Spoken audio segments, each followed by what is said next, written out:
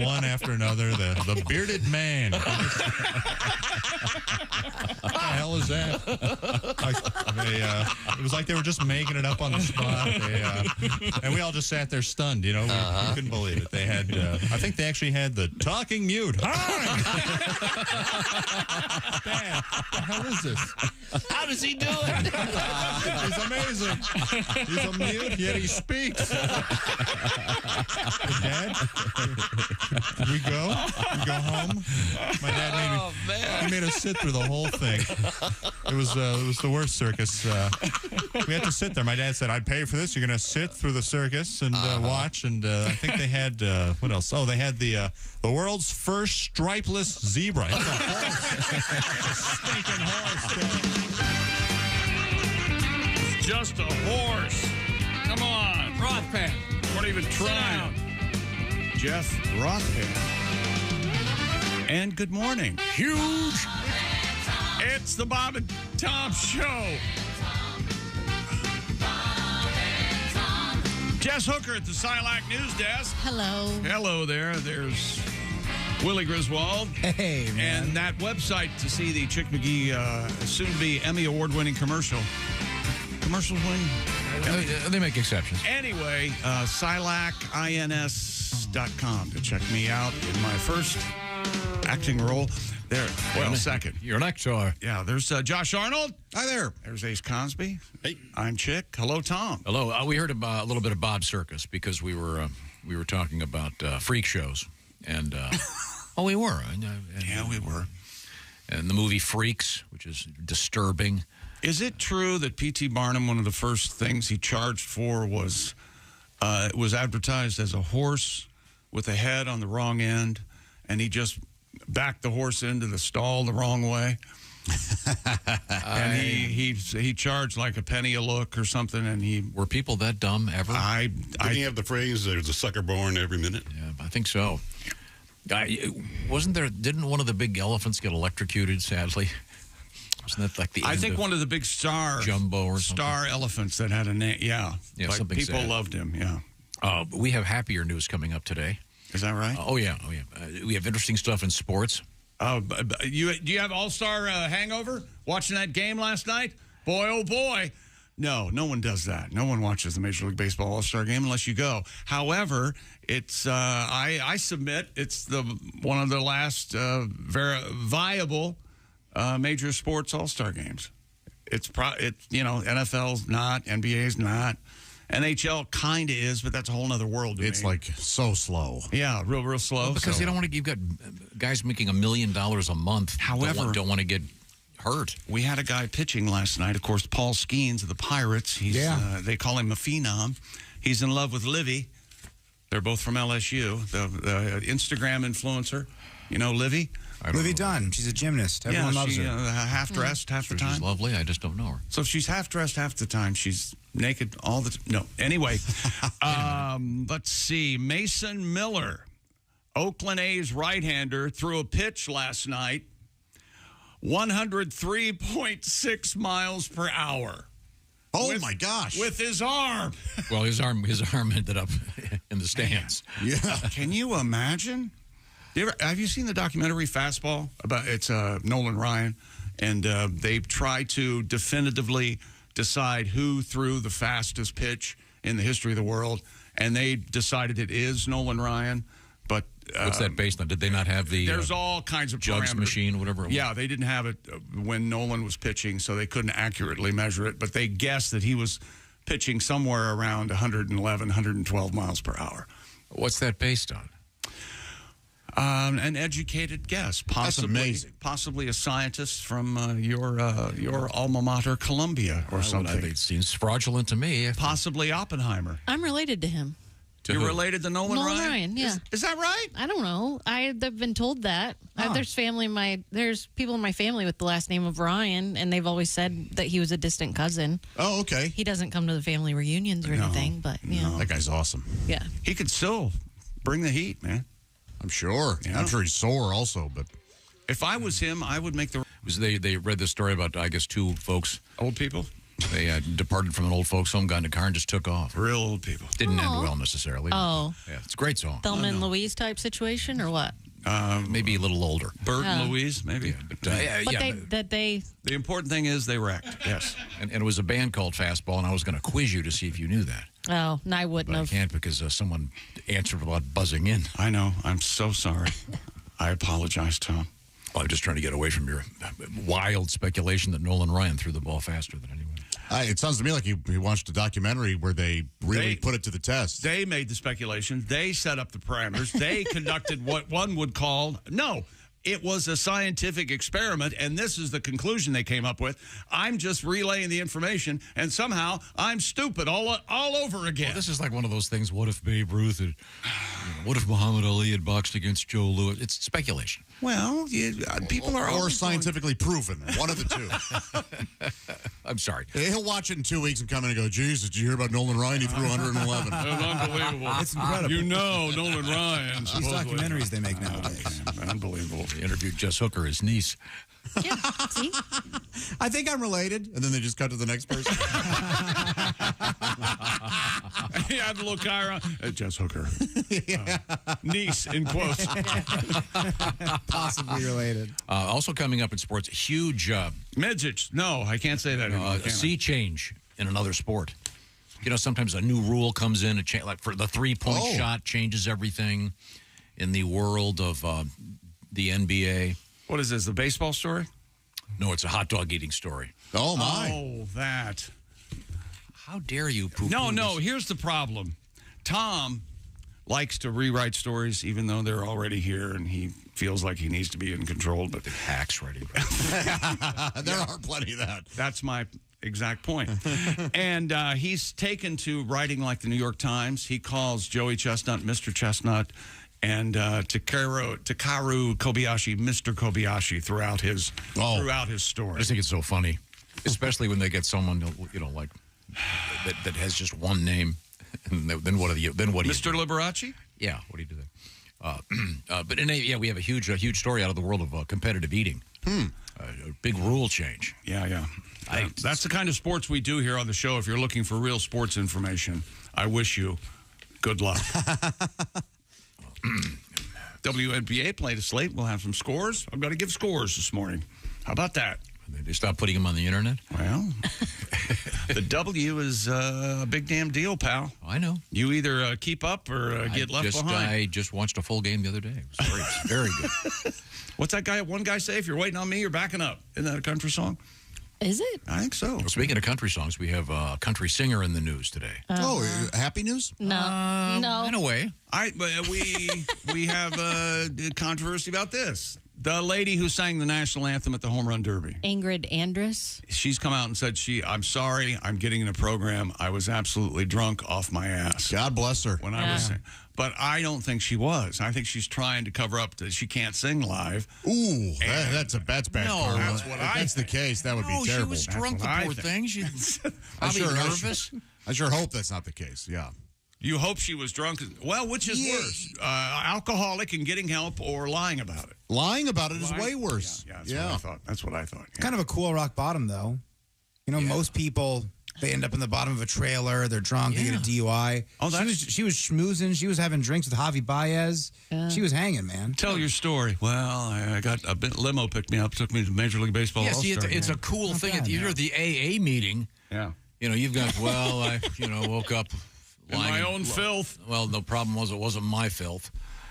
It wasn't even my vomit, like they say. You can't even dust for vomit. The coolest thing is that she publicly admitted it, and hopefully, and others may follow her lead. 100%. That may need help too. Very cool.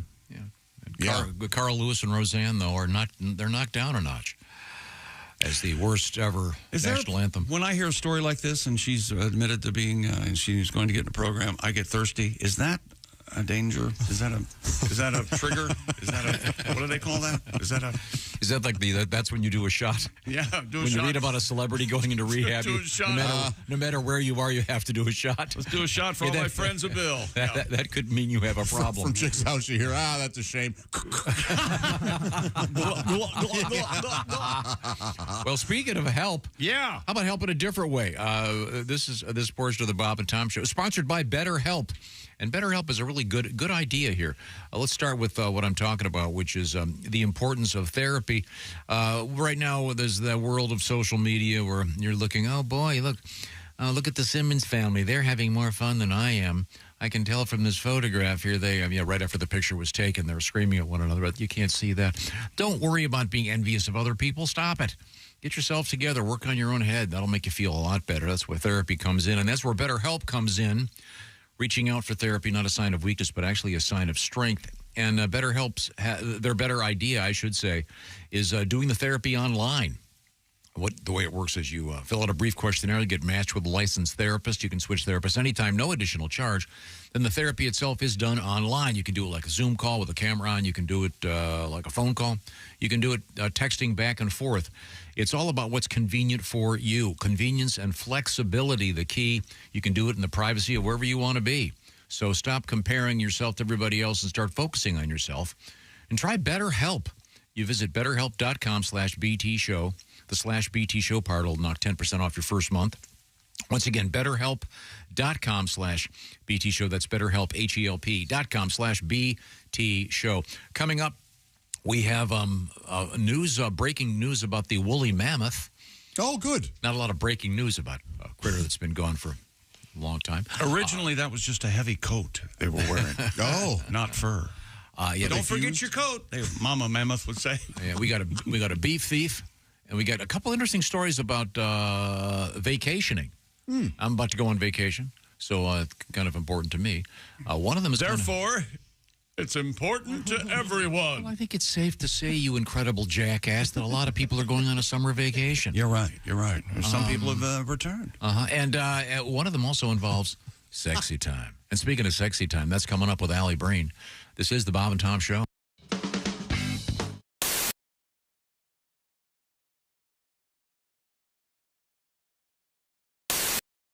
Cool. All right, we're ready for No Lights. No lights in action. First time in cinematic history.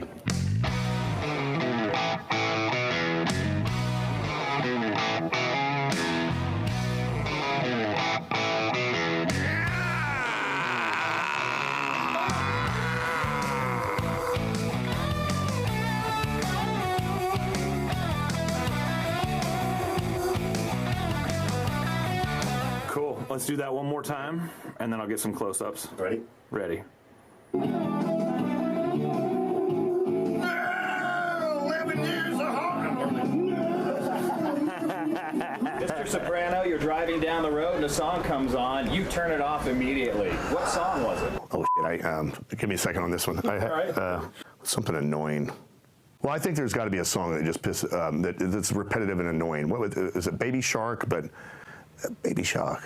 Hey, Mr. Soprano, a song comes on and you turn it off immediately. Oh, the Baby Shark. I mean, it's over and over and over. It repeats itself. Creates road rage. Jesus. A conspiracy theory that might be true. I don't believe dinosaurs ever here. Look at the pterodactyl. I mean, if you could fly with leather wings, every hairband would have lost their lead singer during migration. What? It's an old joke I used to do. So here's a question. Do you want to acknowledge the camera at all at any point in this video? I don't think so. Okay, cool. I looked at the camera. No, I don't want to acknowledge the camera. I'm ready. The rock wrestler. Something in Atlanta. Yeah, rock. Got the rock of Gibraltar. What is it again? That's right. Yeah, Gibraltar. That's right. Yeah, that's fine. That's good though. That's perfect.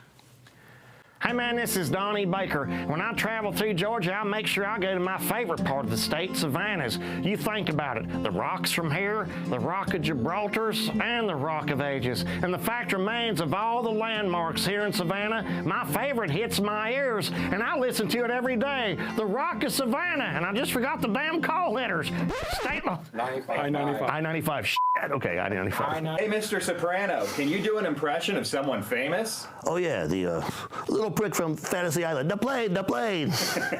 There it is. That's good.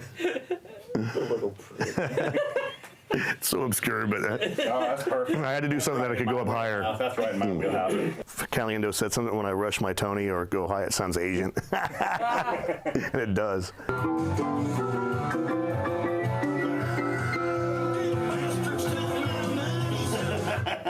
Hey, Donnie, if you wore a warning label, what would it say? Donnie Baker, the bastard maker. I'll put a baby in you. My favorite part of the United States right here in the ocean cities. There's so much to see and do, and you may not have the salt life, because if you're like me, you're diabetic. I'll do it again. Hey, Mr. Soprano, what's the worst job you ever had? Probably bending your mom over. Jesus. Hey. Sorry. Hey, Donnie, can you do an impression of someone famous? Man, I used to do a bunch of them. I used to do Crocodile Hunter. I could do him. I could do a pretty good Fred Sanford's. I could do my cousin, but then our aunt called us. There it is. That was great. That was great, man. Cool.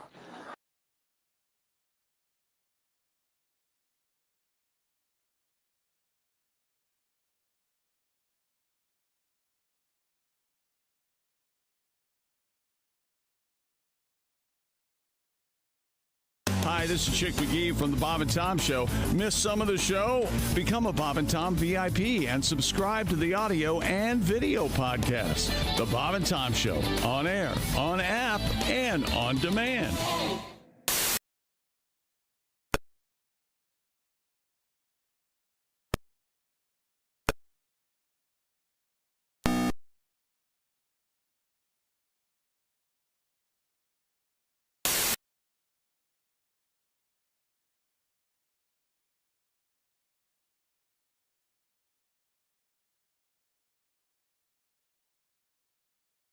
And you're listening to Bob and Tom Radio. The Bob and Tom Show. I know of two of them, one of them at least, he was as healthy as a damn horse when he went in there.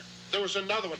They give him a lethal dose of no brains when he come back. Bob and Tom, more than slightly confused. Ladies and gentlemen, Bob and Tom. Chick, did you or Jess, did you ever do the thing with the parachute where you're getting towed behind the boat in the Bahamas? We did. She talked me into it. Yeah, we did it. Parasailing. Have you gone, Willie? Yeah. Yeah. I've never done that, Mike. It's dangerous. Oh, really? Yeah, when I was doing it, a guy, the wire came down and cut his leg off.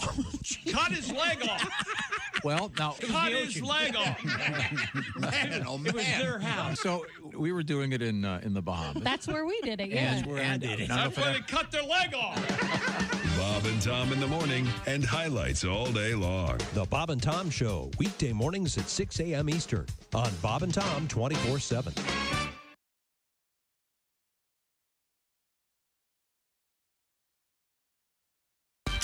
Hey, welcome back to the Bob and Tom Show. Don't care for this rejoin music. Jess is here, Josh Arnold, Ace Cosby, Willie Griswold. No. I just like to pull the hand grenade, throw it in, and run.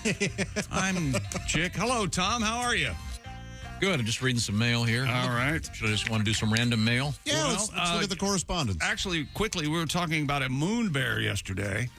Why were we talking about a moon? You Because brought up a moon bear. they discovered a cave on the. Well, they think that there are going to be caves on the moon, and they want, which I apparently that would be good because they could hide from the whatever it is, gamma rays or X-rays or whatever the hell. Mm-hmm. Gamma rays are what I don't know. made David Banner the Incredible I don't know Hulk. I'm not sure what the point is, but Jess said, what about the bears that live on the moon? The moon bears. Right. Well, apparently there's already a cartoon character, Desmond the Moon Bear. Really? I'd never heard of it. Is anybody, Willie, have you heard of I remember the Desmond? Care Bear that had a moon on his belly. Oh, is that yeah, right? that's what we were thinking, yeah. Oh, the moon and the stars. Yeah. Yeah, Okay. but I don't know if that's, I don't think that's Desmond, but I like No. Desmond the Moon Bear. He had a barrel and he was at the marketplace. He was. why was he a moon bear? Was he from the moon? What? I don't get it. This is all you know about it? You brought this up to tell us nothing? Yeah, he showed me a line drawing before the show started, and he said, "Look, it's a moon bear." And that was it. His catchphrase is, "How did I get here?" And he's standing on the moon. Oh, I like that a lot. Yeah. How did I get here? Oh, that's nice. Does he do anything interesting? He goes to the marketplace. He gets a barrel. You're not getting me, man. Desmond at the marketplace. Sounds exciting. Obla-dee, obla-da. Life goes on. I don't think I am surprised Godwin would have. Oh, yeah. Godwin would have been all over it. What about the elephant in the room? This new poster. Oh, it is. It's beautiful. Yep. The psychedelic one. Who's the biracial gentleman next to Ace? I look like a different race, but what is going on? Your skin might be darker than Ace in that photo. You were very tan when they took that photograph. Use your negative?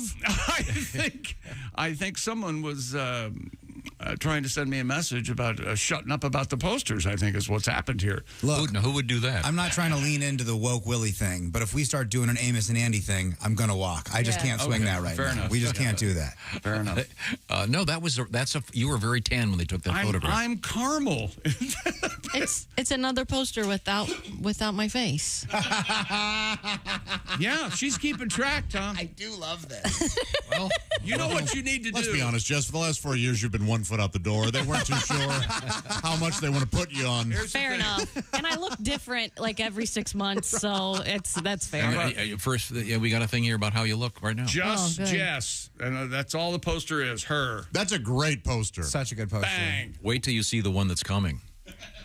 Oh, God. See, I said too much. There's one. No. It's in the works. There was a technical problem, though. I don't have it today. I'll have it by Monday. Okay. Of course there was a Cool. I look forward to seeing it. I try to explain it to you, but it involves thinking and science. And the history of the trumpet. And pixels. Dear Bob and Tom Show, I just wanted to say I'm a lifelong listener. I've been watching the show. Nobody cares. Then he sure, that sounds hard. Then he says, but he gets me. Especially when I'm busting balls. We're mostly silent after you say it. We just left you. Just let me hang it. I'll talk to you. Okay. He said, Jess Hooker looks more beautiful now than ever. I love her new haircut, and I love the baseball cap. That was yesterday. That was yesterday. Baseball cap on. Thank you. Today you've got kind of a dippity-doo. Yep. What'd you do? How'd you do that? It looks like a little helmet. You got out of the shower, combed your hair, and came to work. Is what it looks like. No, I did use a different styling tool. You know what? It's a little Joyce DeWitt. Yeah. Oh, yeah. We went to the same college. You did? Yeah. Oh. Ball State University. Did DeWitt go to DeVry? No, she went to Ball State. What do they say? I'd rather ball you than I you. Isn't that what they say? They had that. Ball State, there was a counselor at my camp, and he had that shirt, and then he wasn't allowed to wear it one day. And I go, why can't you wear that shirt? Because I didn't get the joke. And I got the joke. Because you were a kid. Right? Oh, yeah, I was 8. Yeah. What, balling's about sex? This is from a Athol resident. Who? Oh, which Athol? Athol, Idaho. Idaho. Oh, okay. I'm sorry, Idaho. Right? Yeah, Athol, Athol. That's Athol. And there's an Athol, Mass, right? Athol, Massachusetts. That's the first one we heard about. Was there one in Pennsylvania? I think so. Okay. It's like Springfield, I think. Well, there are Athols all over this place. Almost every state has an Athol. There's one that's experiencing a terrible wildfire. The flaming Athol. There's nothing funny down that road. So sorry, my fault. Okay, let's see. Well, that's a nice letter. Yeah, Dear Bob and Tom Show, I have to tell you, you guys said one of you was skeptical about the animal chiropractor. I have a 4-year-old Labrador Retriever that would disagree. Oh. When he was a year old, he could not stand on his rear legs for a while. Our vet ran every possible test, was dumbfounded. We found a pet chiropractor, one treatment. He's been fine for 3 years now. That's great. Thank you, Grant. Yeah, this guy, a new thing, I guess, in veterinary medicine. I need to go to a chiropractor, but I think I'm scared. I've seen chiropractors examine, and then when they snap your neck like that, I don't want to be in a chair. They don't always do that. You don't even feel it when they do. I think they do. They always do. I've had it done. And You've had it done? Yeah. And you're still walking? Oh, yeah. Better than I was. Better. I know a guy. I'll send you to him. Well, you're going to like everything except maybe that, that first thing they do. Yeah, that one. They don't tell them about the Is initiation. this something You'll about scare the them all. pubis bone stimulation? No. This involves a tool. Just ask them to make it at least room temperature. Yes, yeah. Breathe on it at least, Doc. The dongerator? Don't ask for the XL. Not the first time. I can handle the XL. I don't think you can. I'm scared of the XL. All right. Okay. You do what you need to do. Hammer away. Tight sphincter. Let's see now. Why don't we push on, and we have to review a couple things we learned on yesterday's show. I had something else. Dear chick, on average in the United States, Tom, please listen to me, this gentleman says. My name is Joe. I'm from Michigan. Tom, you're my hero. Please listen to me. Check. On average in the United States, there are 16 shark attacks with one fatality every 2 years. On average. Worldwide, shark attacks, about 10 deaths. In comparison, there are lightning? About 150 people worldwide killed by falling coconuts. Yeah, it's way low. Lightning in the United States kills it's especially low in Michigan. Where coconut tree? There's probably one somewhere. Some billionaire has a. Can you plant a coconut tree, a palm tree outside, but it has to be warm all the time, or it'll die in a winter? It'll die in different winter climes, won't it? Is it? But I think, much like you could. Am I correct in saying that's one of the tallest trees you can plant? Yes. In other words, you can take a palm tree and move it. No. Oh, yeah, you can easily a real tall one. Yeah, they're cool. Their root base is real small or something. They're very cool, and they're not natural to California, right? No, I don't. I think you're right. All the ones like in. I had a lemon tree. They were gifts from France. Yes, that was the Statue of Liberty. Well, that's what the statue, I might be confused. When they shipped Statue of Liberty over here, it was in pieces, and her head was full of palm trees on board the ship. She was smoking originally. Yeah, she didn't want to offend, so that originally is a cigarette being held in the air. And they had to shave that one armpit. Yeah. She was French. Lightning in the United States kills 20 people a year, and motor vehicle deaths, don't even get me started. In the United States in 2023, almost 41,000 people from traffic accidents. So but sharks only got one? Sharks, one fatality every 2 years. We got one already this year. And just 16 shark attacks. That's 8 a year. Sharks don't want to attack humans. That's the thing. They don't want to. Unless they're hungry. But if you're on, unless they're a little peckish. Unless you're sitting on a surfboard and they think you're a seal. Right, that's yeah. Whose bright idea was it to make those wetsuits make us look like seals? That doesn't seem. Do sharks see in color? Yeah. Oh, yeah. They have an amazing vision palette. Some of the more progressive sharks claim they don't see color, but really that's not helpful at all. There are the bull sharks. You should see color and celebrate it. It's not. Yeah. The hammerheads, the woke shark. We started talking about yesterday, these things we learned from yesterday. Lobster Boy cost more to go see at the state fair. He was a headliner. He sure was. Now, see, I don't think you guys. It says here the other freaks cost just a quarter. Lobster Boy. What did Lobster Boy cost, Tom? Market price was the joke. Lobster Boy. But that's the thing. Those early freak shows were, primarily people who had either severe diseases or disabilities. Yeah, now they just put them on TLC. Oh, yeah. That can be a freak show, can't it? Man, it is. And it doesn't seem much more ethical when you think about it. No, they just have a bigger audience. Well, they're attached at the head, right? Some of those shows are important. Last night I was watching Underbites of Miami. Oh, the Miami one is good? Yeah, it was a very special episode. How's it going? Baby, I love you. I really love you. Oh, you saw it? I have an overbite. I have an underbite. And they used to have. Maybe we can fall in love. The world's fattest man and all that sort of stuff. Yeah. My 700-pound life. Yeah, that's the TV show now. Yeah. Yowza. Yeah. They went from 6 to 7? Brand new season. Turning things up a notch. There's some producer going, you know what? Let's get them bigger. Yeah. Woo! Bigger. Isn't it like the 1,000-Pound Sisters or something like that? That's another one of those shows. Yeah, it's really sad when you watch it. It's so sad. Total, they weigh 1,000? Yeah. And one's like... one's 6, one's 4. And the one who's 4 kind of has an attitude about it. Big attitude, because she's the little one. Yeah. Oh, don't you always kind of have an attitude? She walks around in her obviously smaller moo-moo. This fits perfectly. in front of her fatter sister. I'm 280. If I meet somebody who's 285, I'm like, why don't you get some willpower? What are you doing with your life? Good Lord. That does feel true, though, the first week you start a workout. When you've gone on walks every single day, you've done cardio, you've done weights, and you've eaten healthy for 5 days, and then you watch someone that's healthier than you have a cheeseburger for lunch, you're like, you're really hey, fat ass, why don't you take it easy over there? You sicken me. That's what you do. Look at that guy. We learned yesterday that if you are on a pogo stick and you have to go to the bathroom, a major transaction, it's best to do it on the downstroke of the pogo You're stick. welcome. We spent so much time talking about that yesterday. We really did. Well, see, some would say too much. It's one of the few world records where you don't get a break. Yeah, that's so crazy. That is We wild. must have. I don't think that's true. Must have read that wrong. I bet he had a Camelback on. No, they can hand you a water, I think. Yeah, I can pogo one-handed. All of those records have to have breaks because people would die trying to do them. No, I don't think so. I mean, the whole thing is you've got to keep it going. Death by pogo stick. Oh, well, he's had his ups and downs, but he's going down. He's staying down. Oh, you need. I don't have that music. It should always be. Just hang on to it. We'll get it for you in a minute. Ready. You know what we're doing here, Jess? No. Did you ever see CSI? The CSI with what's the guy? Miami. Oh, the redhead guy? Yeah. Yeah, Caruso, yeah. David Caruso. Yeah. Yeah, they would always have kind of a heartless pun when they come. Yes. usually involving some kind of unfortunate death. I'm sorry. We'll get to that in a minute. All right, sir.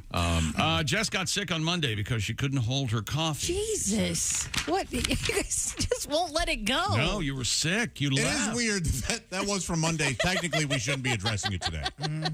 Now we're recovering 2 days ago show. We are recapping yesterday's recap. Oh my God, the show just ate itself. Okay, you ready for your joke? Wow, what a lead-in. Death by Pogo. You know, he's had his ups and downs, but I guess he'll stay down now. Yeah! I mean, that's really not far from what they were doing. Yeah. There's a better way to do that. And that was the opening sequence where they would walk onto the crime scene. I wonder what they paid. They used the cold open. And then what they paid the Who for that. Not enough. That is one of the greatest songs of all time. He sure can scream. That's true. He can do everything. He's amazing. Josh suggested that Jess, spoke yesterday and said that she missed Pat Godwin. I did miss Pat. And Josh said, why don't you FaceTime Pat and Jimmy and show them your boobs, is what Josh said. Did you end up doing that? No. Look, I got a really busy week. I don't want to have to call my lawyer again. So shut up. TSA allows a metal straw. No, stop. You can't do this without. Okay, so I want to remind you, Pat's at McCurdy's in Sarasota, Florida, starting tomorrow night through Sunday night. So Sarasota folks, go see Mr. Pat Godwin. Sarasotans. Yeah. Only. They're checking licenses at the door, and if you're not from Sarasota, that's false. County, they won't let you in. Okay. Yep. Who would believe that? And TSA allows a metal straw and a corkscrew in your carry-on luggage so you can carry on a coconut to drink. That's insane. That can't be real. It's some Dr. Paul Saldino. This guy, since they won't let him take whatever more ounces of coconut water when he travels, he takes a bag of coconuts. Can you imagine sitting next to this guy? Because you know he's going to lecture you on why he's taking out a metal straw and jabbing it into the eye of a coconut. Hi, how you doing? Going far? This is as far as the plane takes me. Just suppose he takes one of those little bottles of rum, and pours it in the coconut and shakes it up. I put his thumb over the hole and shake it up. That's a great idea. That'd be cool. What is that? What's that drink called? A pina colada. Yeah. Would you rather sit next to the coconut guy or this is crying baby? No. Coconut guy, crying baby, barefoot guy. Barefoot, not just socks, bare feet. Oh. I'll take barefoot guy. At least he's quiet. Oh, crying babies don't bother me. Crying babies don't bother me. All they're either. doing is what we all want to do on a plane. Yeah, and they're just lucky enough to be able to do it. Or It's, ear shirt. it's annoying, but it's not their fault. It's the people who intentionally Give do me stuff. that baby. I'll make the baby stop crying Give me every that- time. give me Every that time. baby. Give me that baby. You know, as a guy, I never say, give me that baby. People hate it when I say, give me that baby. Give me that baby. Yeah, They that run, they scream. often results in an arrest. I know they don't like my advice. Remember what Why Jeff don't you shake Oskey- that thing a little bit? Remember what Jeff Oskey said? It will live in infamy. Nobody wants your baby, lady. But good to know if you want to take a coconut onto your next flight. Right. Coming up, we have robots in the news. We have It's the end of days for major sports. we have King Charles in the news in kind of an odd way. He may be showing up at a state fair near you, for all I know. I have to know if he's on the money yet. I need to know. I don't know. They've already switched over. Oh, that's a good question. They have. It's pretty efficient.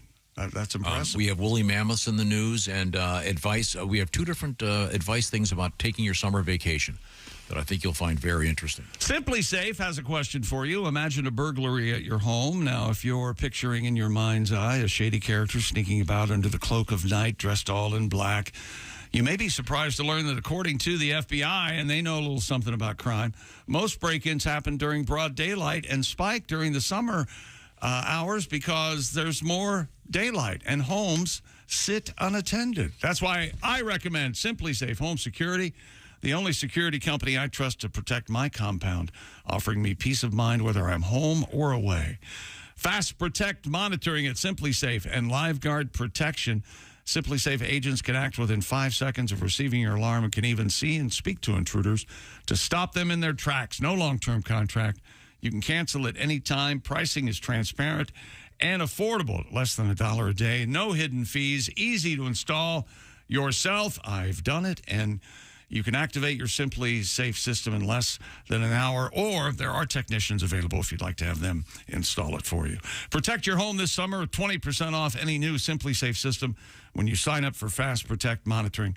Just visit, show us some love, at simplysafetom.com. That's simplysafetom.com. There's no safe like Simply Safe. Thank you very much. Coming up also, we have Snail Man news. That's right. Snail Man. This is the Bob and Tom Show. Become a Bob and Tom VIP and get your Bob and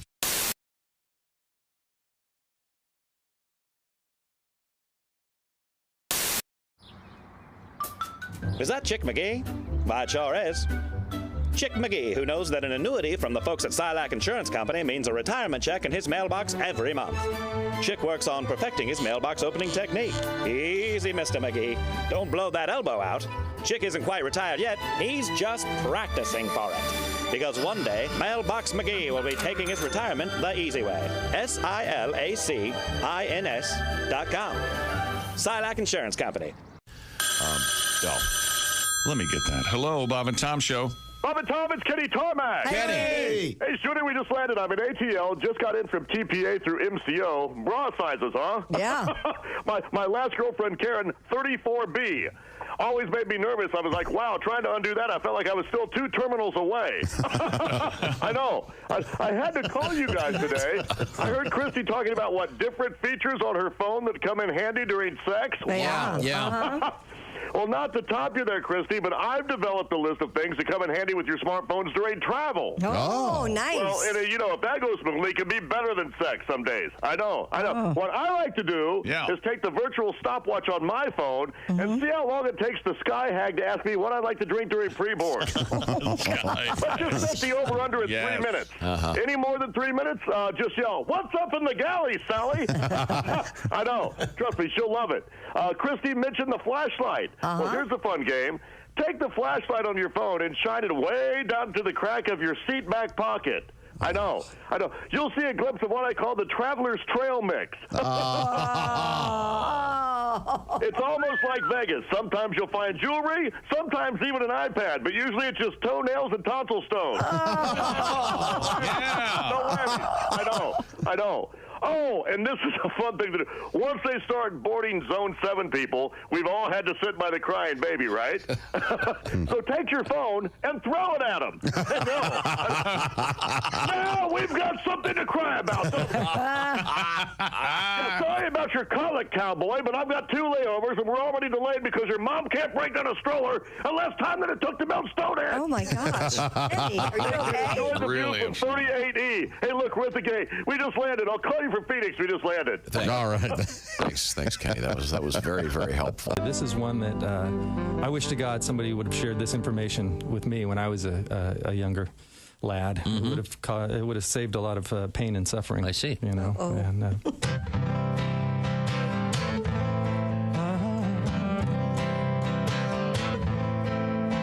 never use Willem Dafoe as your safe word. That's a name that is easy to forget. Don't say he looks like Dennis Leary or list the movies he was in. You'll only feel her riding crop cut into your skin. Even if you remember Willem Dafoe is your safe word. Willem is a tough word to pronounce. 'Cause it sounds just like you're saying Willem Dafoe. When there's a ball gag in your mouth.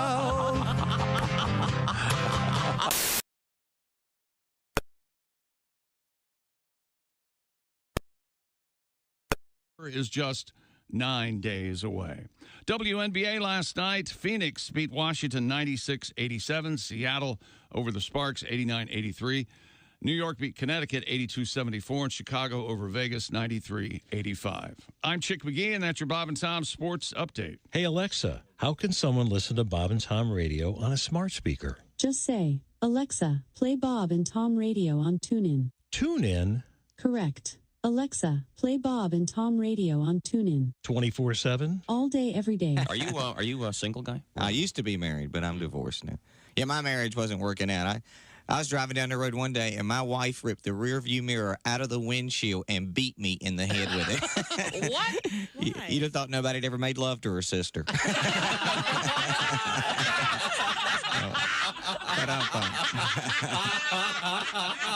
She was just as bad.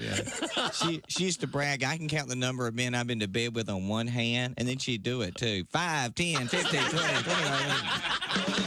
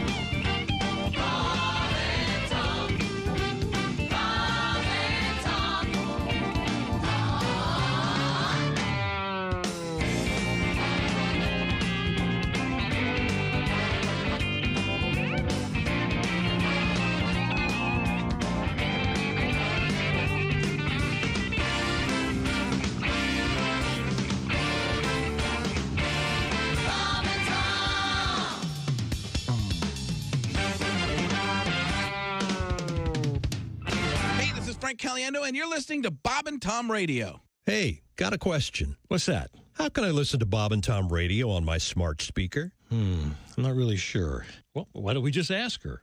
Her? Hey, Alexa, how can someone listen to Bob and Tom Radio on a smart speaker? Just say, Alexa, play Bob and Tom Radio on TuneIn. TuneIn? Correct. Alexa, play Bob and Tom Radio on TuneIn. 24/7, 365? All day, every day. Alexa, play Bob and Tom Radio on TuneIn. Hey, hi, this is Tom. And this is Chick from the Bob and Tom Show. Hey, Christy, what's the best way to get full access to the show? Hey, what? You introduced me. That would be to become a Bob and Tom VIP. Very good. Now, Josh, what's a feature of Bob and Tom VIP? Wait a minute. Well, the live 5-camera video stream of the show, plus a podcast of the show and comedy from the Bob and Tom archives. Excellent. Chick, what do you have to say for yourself? Become a Bob and Tom VIP now. Just go to bobandtom.com. Hey, welcome back to the Bob and Tom Show. Hello. Everybody's here. Ace Cosby, Josh Arnold, Willie Griswold, Jess Hooker at the Silac News Desk. I'm Chick. Hello, Tom. And Chick is at the Dude Wipes Sports Desk, and we had a full Dude Wipes report from Ace Cosby just a few seconds ago. Still using TP. Dump your roll because wet cleans better than dry. That's just good science. Try Dude Wipes for the best clean, pants down. And now here's Ace with the Dude Wipes report. Minty fresh. Minty fresh, he said. Wow. That really So it's doesn't, like a cooling effect? that doesn't do it justice. All right. Tell the whole story, Ace. Okay, he uses Dude Wipes, and he said they're minty fresh, and then he said, I had a minty taste in my mouth. And Josh said... You went too deep. I think you used them wrong. Yeah, you're No, that upside makes down. sense. Your brain, I'm sure, smells it and goes, oh, yeah, this is... Right. Sure. Interesting. Well, we'll have to experiment with that and see what happens. Yeah. In the meantime, we head back over to the Dude Wipe Sports Desk with Chick McGee. That's exactly right. Major League Baseball All-Star Game last night. Boston's Duran Duran. Her name is... Why did I know you were going to play that? You got to shake your... Duran shaking his shoulders. Yeah. Woo! I wonder if I can moonwalk and shake my shoulders. Ready? Oh, no. Yeah, that's very good. Unbelievable, right? You can move, man. Even Simon was impressed. He said you're moving on. He hit that guy, Duran Duran, hit a tie-breaking 2-run homer in the 5th inning. I'll have the 5th. And American League beat the National League 5-3 for its 10th win in the past 11 All-Star games. That seems like a trend. Pittsburgh Pirate rookie Paul Skeens pitched a hitless first for the National League, twice hitting 100 miles per hour on the gun. Hey, Ohtani. Hey, Ohtani. No, we decided there's nothing there. thought we That we're decided it never didn't going to do work. anything for it. I don't even know what I was supposed to do. You see, it doesn't make sense. Hey, Yeah. Ohtani. Hey, Ohtani. No. None of us. No. If his name was Say Hey Ohtani, Oh, yeah. first of all, he'd be the Say Hey Kid, too. So All it's right. a call and response. Yes. That's what you were looking like for? Like, say, Quan Barkley. Quan Barkley. See, that makes sense. Because the beginning of his name says say. Joe. What? What? Try the You Darvish one on. You Darvish. Me Chick. Yeah. Yeah. See, that's good. That's good. Yeah. Now do bogey. Hey, we may have. I'm offended comedically. I can't take it. Where were we? Shohei Ohtani hit a 3-run homer in the 3rd. See, we need something there. We can't just say Shohei Ohtani. It's really dead. You're going to get me canceled. What's his first name? Shohei. Shohei. Okay. See, he's not from here. Yeah. And his last name's Shohei Ohtani. I don't see anything wrong with Hey Ohtani. I think it's fine. But there's no, it's not, as someone just said, it's not a call and response. Yeah. If I frame it, Hey Ohtani. Hey, Ohtani. It's easy to remember. He initially framed it that show means say in Japanese. So we're all saying Shohei Ohtani. Hey, your radio broadcasting legend just held up a sign to make a joke on the radio. What's his first name? Shohei Ohtani. Oh, because Ace is showing us the word hey. I'm showing Oh. The word hey. It's written on a piece He's of paper. Japanese? He is. Okay. Yeah. It reminds me of Sherry O'Terry. It's like... Oh, yeah. It's like the I always liked her Japanese version of that. her morning TV host. Yeah, I love her. I love her. I love that. Yeah. I love that. You see that? Drinking coffee? If his first name was like Shout Out. Right. If his name was Shout Out Ohtani, then we'd all go Ohtani. Right. That would make sense. But Shohei does nothing. Yes, but I think with, say, Quan Barkley paving the way, I think we can get away with Hey Ohtani. I don't think so. Let's move on. I think of the horse joke. Hey. Remember that one? Oh, yeah. Yeah. I know. I don't think we can do that. What's that, Joe? What does a gay horse eat? Hey. Hey, you give it that real. Yeah, you can do the finger. Yeah, that's thing. offensive, I think. Probably. No, it isn't. Really, it's a Some celebration. gay people talk like that. Yeah. It's kind of fun. Hey, I'm the king of the gays. Ask anybody. Oh, really? Yes. It's a bear. Yeah, I'm a bear, baby. Wouldn't you want to be the queen of the gays? I don't think he has a choice. I think he's just a bear. No, at this point, I'll take anybody who will have me. Okay. Okay. So sorry. I've kind of laid waste to. Where were we? Major League Baseball. We're talking about the All-Star Game. The entire company's lost their mind. MLB is planning to test a robot umpire challenge system as early as next spring. Major League Baseball has been experimenting with the automated ball strike system, the ABS, not anti-lock braking system, but automated ball strike in the minor leagues since 2019, and it may introduce it for spring training next year. Cool. This gives you an idea of how controversial it is. They've been testing it for 5 years. What are they going to call them? I can't imagine true baseball people want umpires calling balls and strikes and taking that human element out of the game. You're taking the ability to be wrong out of the game? Yeah. Chick, no worries. Yes, that's part of the game, to be wrong. Yes. No worries at all if the story doesn't say this, but it's called the challenge system? It is called, yes, the Robot Umpire Challenge So system. I wonder if it'll just be used to challenge a called ball or strike. They can't get rid of the umpires. They can't. Right. So are they going to call robot umpires rumps? No, much like Rumpires? You need to consult the rump. Got to go to the rump. That gets back to your gay thing. Not necessarily, you madman. What do you call a robot umpire? A rump. How about that? No, much like Wimbledon, they have the, I guess you could call a video replay system or robot system. Is that what they're doing? Yeah, but they can tell exactly where the ball is. Yes. Exactly. Yes. And then the strike zone varies based on the size of the person. Not needing an umpire. Well, it'll just help the umpire. And they'll have all kinds of problems with the robots. Are they going to be like those robots from Lost in Space? Yes, behind the plate. They're going to have chest protectors and masks. And so some wacky manager's going to come out and start kicking dirt in the thing and get gum up Stop the work. that. Let me don't show me up. What's your problem? You are... Uh-oh, someone forgot to charge the umpire last night. We're in trouble. Here's the file. Here's the fly in the ointment of this story. Ready? What do you got? Major League Baseball, though, is still working on the shape of the strike zone. Yeah, exactly. Of course. See, they can design it to be anything they want. Was it armpits to knees? Is that right? Or chest to knees? Would it be based on, would everyone have to be measured in advance? I don't think it should be based on the size of the player. The strike zone's the strike zone. No, you deal with it. Despite your size? Yes. Is it? That's not how it works. No, I'm saying it should. That's right. Because they don't change the end zone, how wide the end zone is for how big a player is. That's right. Tall golfers don't get a taller tee to hit it off of. Yeah, taller basketball players just get closer to the hoop. They don't raise the hoop for that guy. They should.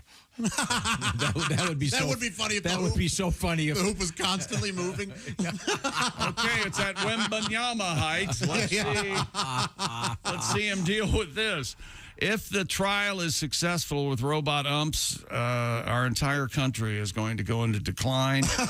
And Commissioner Rob Manfred said implementing the system for 26 regular season. They're going to not do it. They're just testing it. Still, it's a viable possibility for 26 to have robot umpires. At least they didn't mention AI. I'm getting a little tired of hearing about that in every story. Well, you know what my problem with this is? I think it's the wording and what they're calling it. It's like the robots who make food. They're not robots. They're levers and buttons. Yeah, in this case, it's a small camera. Yeah, and this is a replay system, basically. I think. Right, yeah. It sounds like not a robot. But robots would be cooler if that. If we're going to do robots, let's do robots. Right. Yes, let's put a robot behind the plate. Yes. Yeah. Anything that you can physically assault. That's what you. That's what you want. That you kick dirt on. Yes. Don't take that part out of the game. That you can chest bump against when you're mad. If you got time later, go online and look for amazing manager ejections in baseball, and the umpires and the managers go at it. I love it when you can. I love watching the moment where the ump has had enough. Yeah. Yep. Get out of here. You're out of here. Okay, coming up, we have more baseball news involving the national anthem. We have a lot of crime news and some sex news and vacation news all on the way. This is the Bob and Tom Show. This is the Bob and Tom.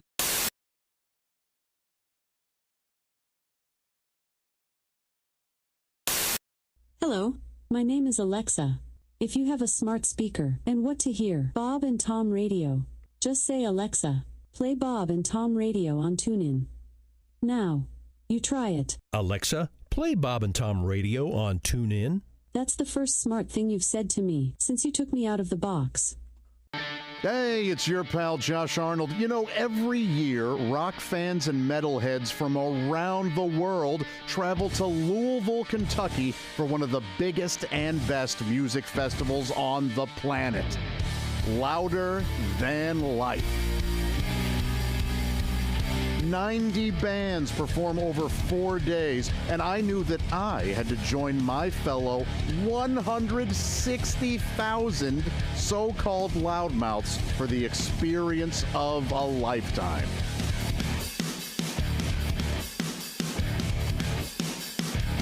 Louder than life. You know, one of the best things about these festivals is the people watching. The folks here are amazing. They're wonderful. They're freaks. They're lunatics, they're weirdos, and so am I. I am excited to talk to a few of these folks right now. Hey, I'm here with Dustin. Dustin, tell me, who are you here to see?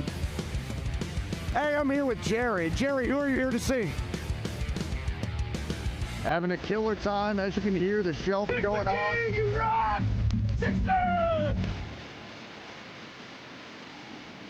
Hey, I'm here with Amber. Now, Amber, my gosh, these stilts are amazing. How tall are they? And how long have you been a stiltzer, if you will? Wow, that's awesome. What band are you most excited to see here? All right, well, thank you so much. Appreciate it. Well, I'm here with Aurora. She is enjoying Louder Than Life. Aurora, who did you come to see? Aurora, how does it feel to be the youngest person here at Louder Than Life?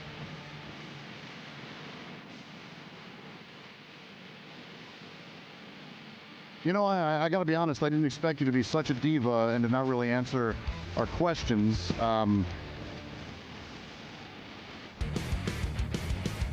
What Louder Than Life isn't just about the music. There are badass exhibits, super cool shops, and of course, the essential fuel for any great party, delicious drinks. Now we're going to play one of the tougher games here in Kentucky, urine or whiskey. And fantastic food.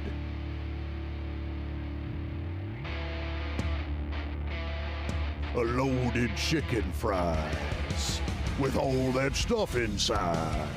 Gonna eat it all up, gonna eat it up. I love those loaded chicken fries. A loaded chicken fries. You know what I miss? I haven't been in a mosh pit in like 20 years. I don't see one going on. Maybe I'll just start one. All right, I'll start a mosh pit. It's these guys.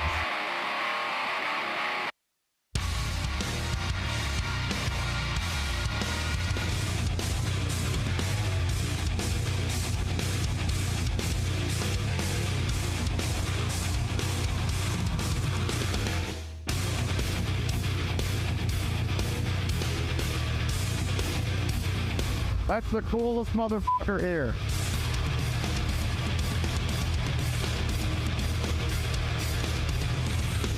Hey, I'll be right back. All right.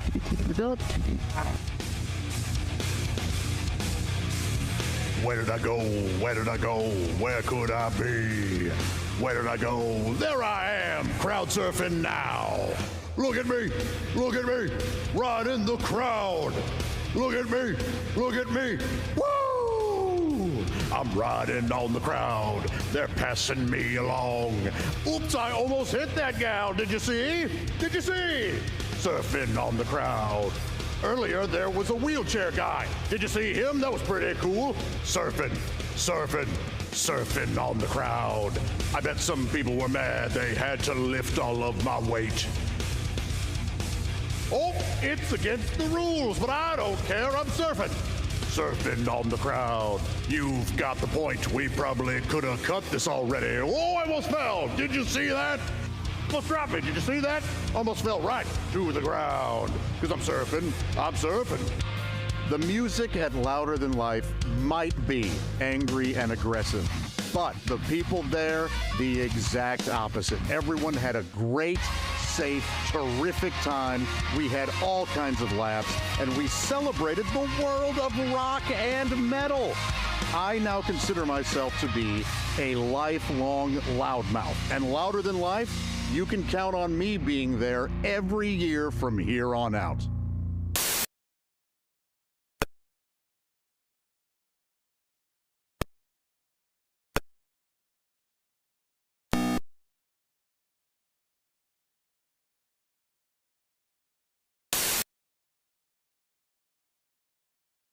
Essential Morning Radio. All day and all night. You might as well shoot me when the beer runs out. Bob and Tom Radio. Bob and Tom. They put the F in professional. Ladies and gentlemen, Bob and Tom. Jess made this proclamation yesterday that she likes sex first thing in the morning. That way nobody has a chance to say something stupid and wreck the entire day. Get right to it. Get it out of the way. Morning breath can be a real buzzkill in Yeah, those well, moments. place your face away from each other's face. Keep your face away from my face. Yeah, your face can be anywhere else. It'd probably work out better. I said morning sex, not morning kisses. Get out of here. What does kissing have to do with sex? Yes. Bob and Tom in the morning and highlights all day long. The Bob and Tom Show, weekday mornings at 6 a.m. Eastern on Bob and Tom 24/7. Bob and Tom. Sure, they're a pain in the ass. Welcome back to the Bob and Tom Show. At the Silac Insurance News Desk, it's Jess Hooker. Hi. There's Willie Griswold. Hey, man. He is wearing the Colorado Buffalo T-shirt today. Go Buffs. Go Buffs. There's Josh Arnold. With a special email. Coming right at you. There's Ace Cosby. Hey. I'm Chick McGee. Hello, Tom. Chick. Yes. What's going on? We've had some recent correspondence from a small Midwestern town deputy sheriff. He told us a little bit about phones and getting into them. And, well, guess what, guys? Today is his birthday. Oh. And his wife says he is absolutely the best husband. He can go all night like lumberjack. I shouldn't read that part. Yeah, leave that part out. But congratulations to both. She wants to know if we can send him a happy birthday shout-out. We can't. Yeah. We are not. Sorry. Federal law. We're not allowed to do that. What's his first name? There is no name in here. Happy birthday, husband. Happy birthday, small Midwestern town deputy sheriff. There it is. It goes all night like a lumberjack. Yes. Okay, you know who you are. Yes. Okay, good. We have Chick McGee at the Dude Wipes Sports Desk. Ace, fresh off a cleansing. I never should have said something. The minty, Nope, you shouldn't have. minty fresh backside of Ace. He was raving about it, though. It's a good thing. It's kind of an off-the-air discussion, really. Yes. And not only are they fresh, not only are they extra large, not only are they soft, and to clean up, really big to clean up those bigger ones. We're quite aware. They smell great. Have you smelled one? Smell a Dude Wipe. They're great. It smells really good. I wouldn't even say they're extra large. They're the size they should be. The other ones are way too small. This should be the standard. Yeah, they're perfect. Yeah, they're the best. Yeah, those other ones you need to have a nail clipper when you're done. You know. You know what? and an old toothbrush. It's gross, but I do know what you're saying. Yeah, sadly, yeah. We've all been there. They're also not just for that. They're for, you can wipe down whatever you need to throughout the day. I take them when I go fishing. Post-sex? Yeah, no, absolutely. Yeah. Yes. Okay. I haven't tried them yet, but I'll take some home. Interesting that your mind went right there. Yeah. Josh, of course, talking about fishing, and then It's all like of a sudden you go, oh, well, what about, well, cranking one with the lumberjack? They both have that bait shower in the middle of the day. Maybe we should send some to the cop. Wait a second, Josh, excuse me. Why are they both good for cleaning up after sex and fishing? You have that bait smell both times. Oh, my God. I just want to make sure you heard kind that. of started this, though. I think. Yeah, you asked for it. No. Yeah. Yes. No. Yes. No. Yes. No. Is there actually a similar smell, or was it the word bait functional in that joke? I don't know what it was. I laughed either way. Maybe the smell. women you're seeing should.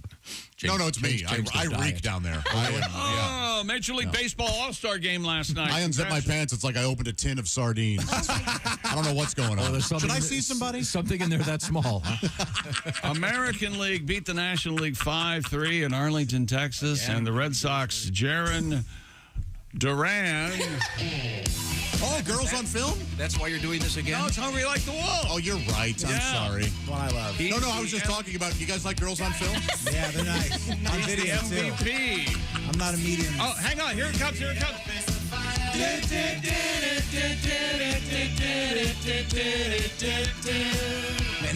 No matter what's going on, you got to sing that part. You with have them. to. You know, there's nothing that Tom hates more and has for the longest time than that song by Duran Duran. He absolutely detests it. Really?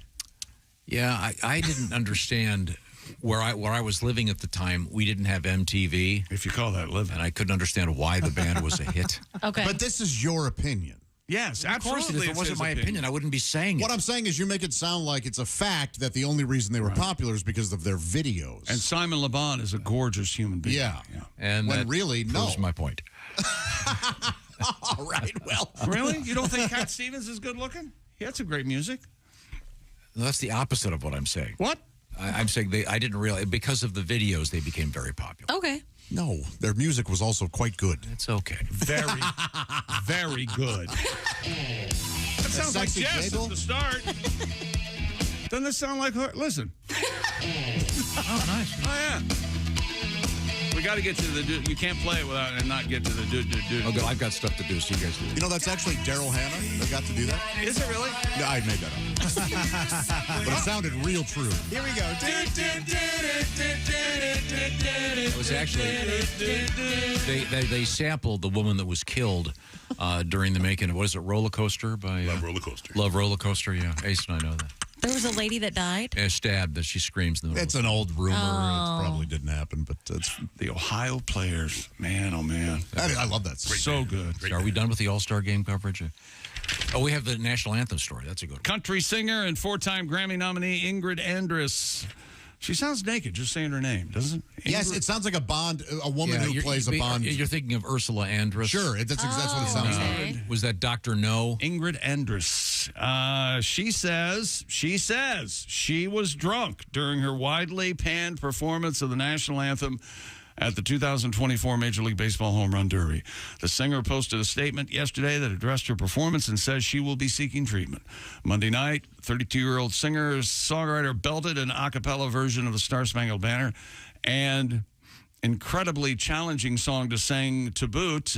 Clips of her less than popular rendition have made the rounds on social media, drawing comparisons to lackluster performances in history of Roseanne Barr and who's the one that you were? Oh, Carl Lewis. Carl Lewis. Uh-oh.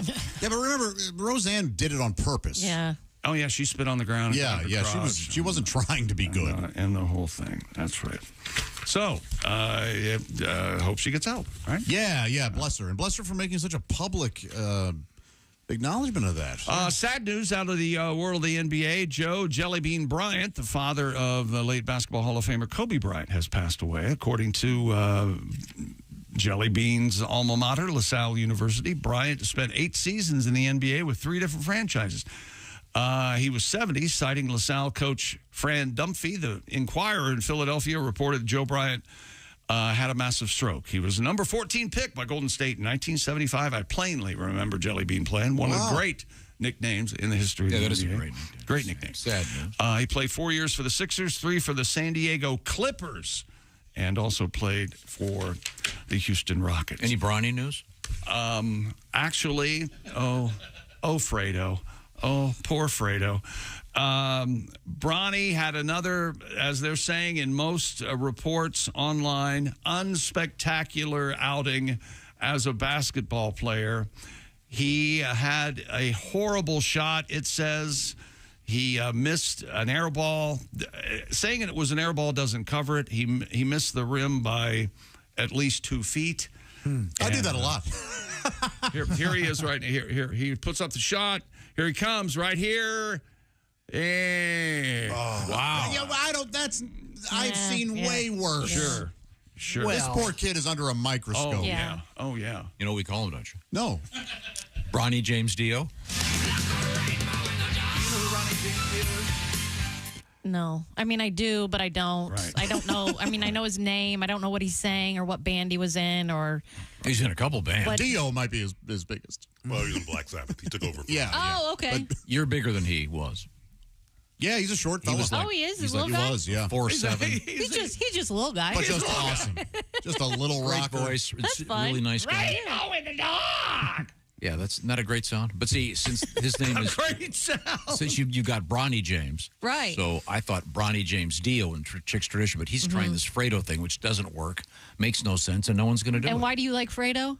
Well, because Bronny's Fredo in the James family. He just can't cut it.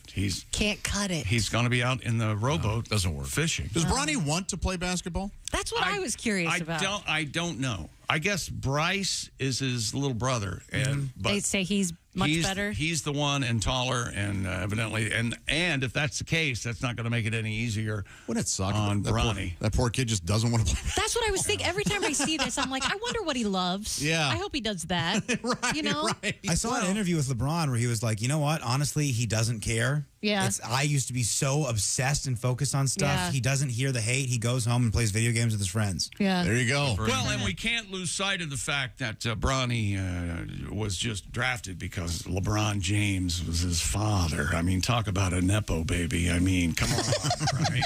I mean, Jiminy Christmas. Hey, as long as Bronny's cashing the check, baby, I got no problem with that. Make your money, kid. Do what you can. That's where I'm at. Yeah. Go, kid. Do what you can while you can, buddy. Exactly. And You Will still have to be good. You can't stick around. Mm-hmm. He's taking up a roster spot. Yeah. You know? Well, not necessarily. You know who could take up that roster spot? Rajon Rondo. Well, he's too busy flipping condos. I think he does have a condo in L.A. I hate when you guys do this. He's got a car dealership. You know what he's selling? What's he selling? Honda. Oh, is it Rondo's Honda? But he did it right. He had to kind of swallow the last syllable. We'll come back with Olympics and the Seine River and the mayor of Paris. That's right. It happened. All right. Right now it's time to play that fabulous game, What Will Chick Pick? Brought to you by Silac Insurance, ladies and gentlemen. The rules, of course, very simple. It stars Chick McGee. Chick, 2 scenarios.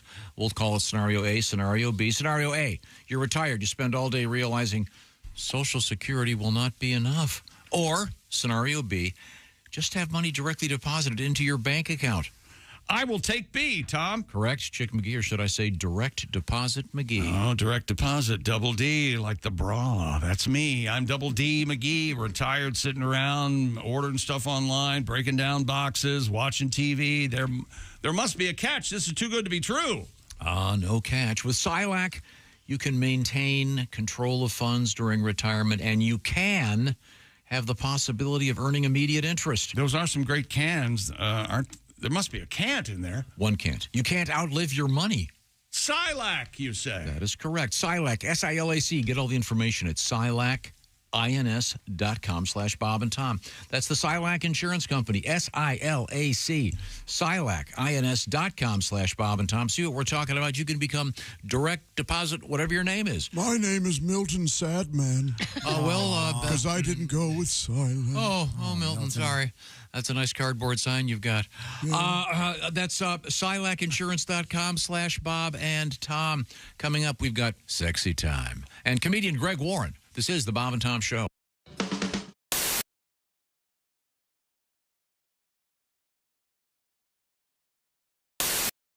No, I'm not trying to be critical. I'm just. This is what the Surgeon General is saying. I know. So I think those women who can are pretty much, by and large, selfish, aren't they? Screw you, Chick. yeah. Don't you wish just once they'd have a day, one day a year, where you could say whatever you wanted in the radio? Yeah. Just so that one time. I'm over here working, okay? You know what you could do? What? Walk in there and have Dean do it for you. You walk in there, tell Chick what you want to say, and he can fix it for you. A few minutes ago, Chick said something mean to Christy. And she, I didn't. Was that mean? I was Yes, just it making was. an observation. I was saying that some women are unable to breastfeed for a number of reasons, and you said... The main reason I can think of is because they're selfish. Okay, so Christy She wanted... seems very well adjusted Right now. and very Christy intelligent. wanted to respond, and I have great faith in our editor. Me too, because if Christy not, I've wanted lost to my respond. job. We now have the response. Okay, go ahead, play it. Hey, chick, you. You've never had to breastfeed. You don't know what it's like. You're a ignorant, stupid son of a bitch. So shut your mouth, you stupid ass. You know, that last beep could have used a little more word. A little less a little less, and not so much hole. A little heavy on the hole on that one. Hi, this is Christy Lee from The Bob and Tom Show. Thanks for watching this morning's show. To listen, just go to bobandtom.com. Check out the list for a station near you or stream the online radio station on our website and the Bob and Tom app. The Bob and Tom Show, on air, on app, and on demand.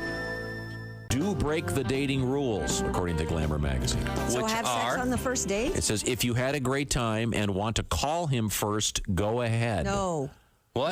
No. I disagree with that. Okay. We have a new ringtone that I think is going to be available on the Bob and Tom website. What does it sound like? Is that right? Play it. That's what Can I hear it? Yeah. Go ahead. I'm not wearing panties. There you go. Oh, it must be. It must be my mom. I'm not wearing panties. Oh, Mom, come on. I'm not wearing panties. I can't answer All right, the we got Somebody it. I'm get not wearing panties. Hold on, I'll get it. Hello?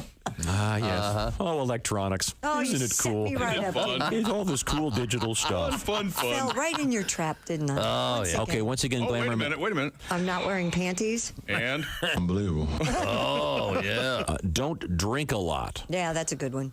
Well, yeah, you know what's going to happen. Uh-huh. Yeah, because then Hello? you're going to break all the other rules. Yeah, you are. Come on. You're not going to be wearing panties, and you're going to be having sex on the first date. That's all. Wow, is that what? Wow, do not give Christy a drink. So, God in other forbid you words- do what you want. Yeah. So what you're saying is, go to the bartender, give him $50. Yeah. And And then you'll be calling him after. You know what Han always says? Keep a drink in her hand. There you go. now, do you take phone calls when you're on a date? Oh, yeah, I bet you do, because that exhibits that you don't care. No, I leave the phone in case the kids call. I leave the phone there. You know, but there I might don't be an take emergency. Oh, and if they call, I guess they wouldn't have that ring. Sorry. Oh, hang on. calls. I'm not wearing panties. It's my kids. Hang on. That would not be on her own phone. Hang on just a second. I'm not wearing panties. Oh, it's my priest. Hang on just a second. It is not. You wouldn't have it on your own phone. I'm going back on vacation. You know you should. I'll be here Oh, wait a tomorrow. minute. I'm not wearing panties. My mother. Hang on just a second. Hold on a Oh, second. that's not me. That's my phone. Chick stole my phone and put that on as Yeah. the ring. I'm getting punked right now. Okay. I've got tears in my eyes.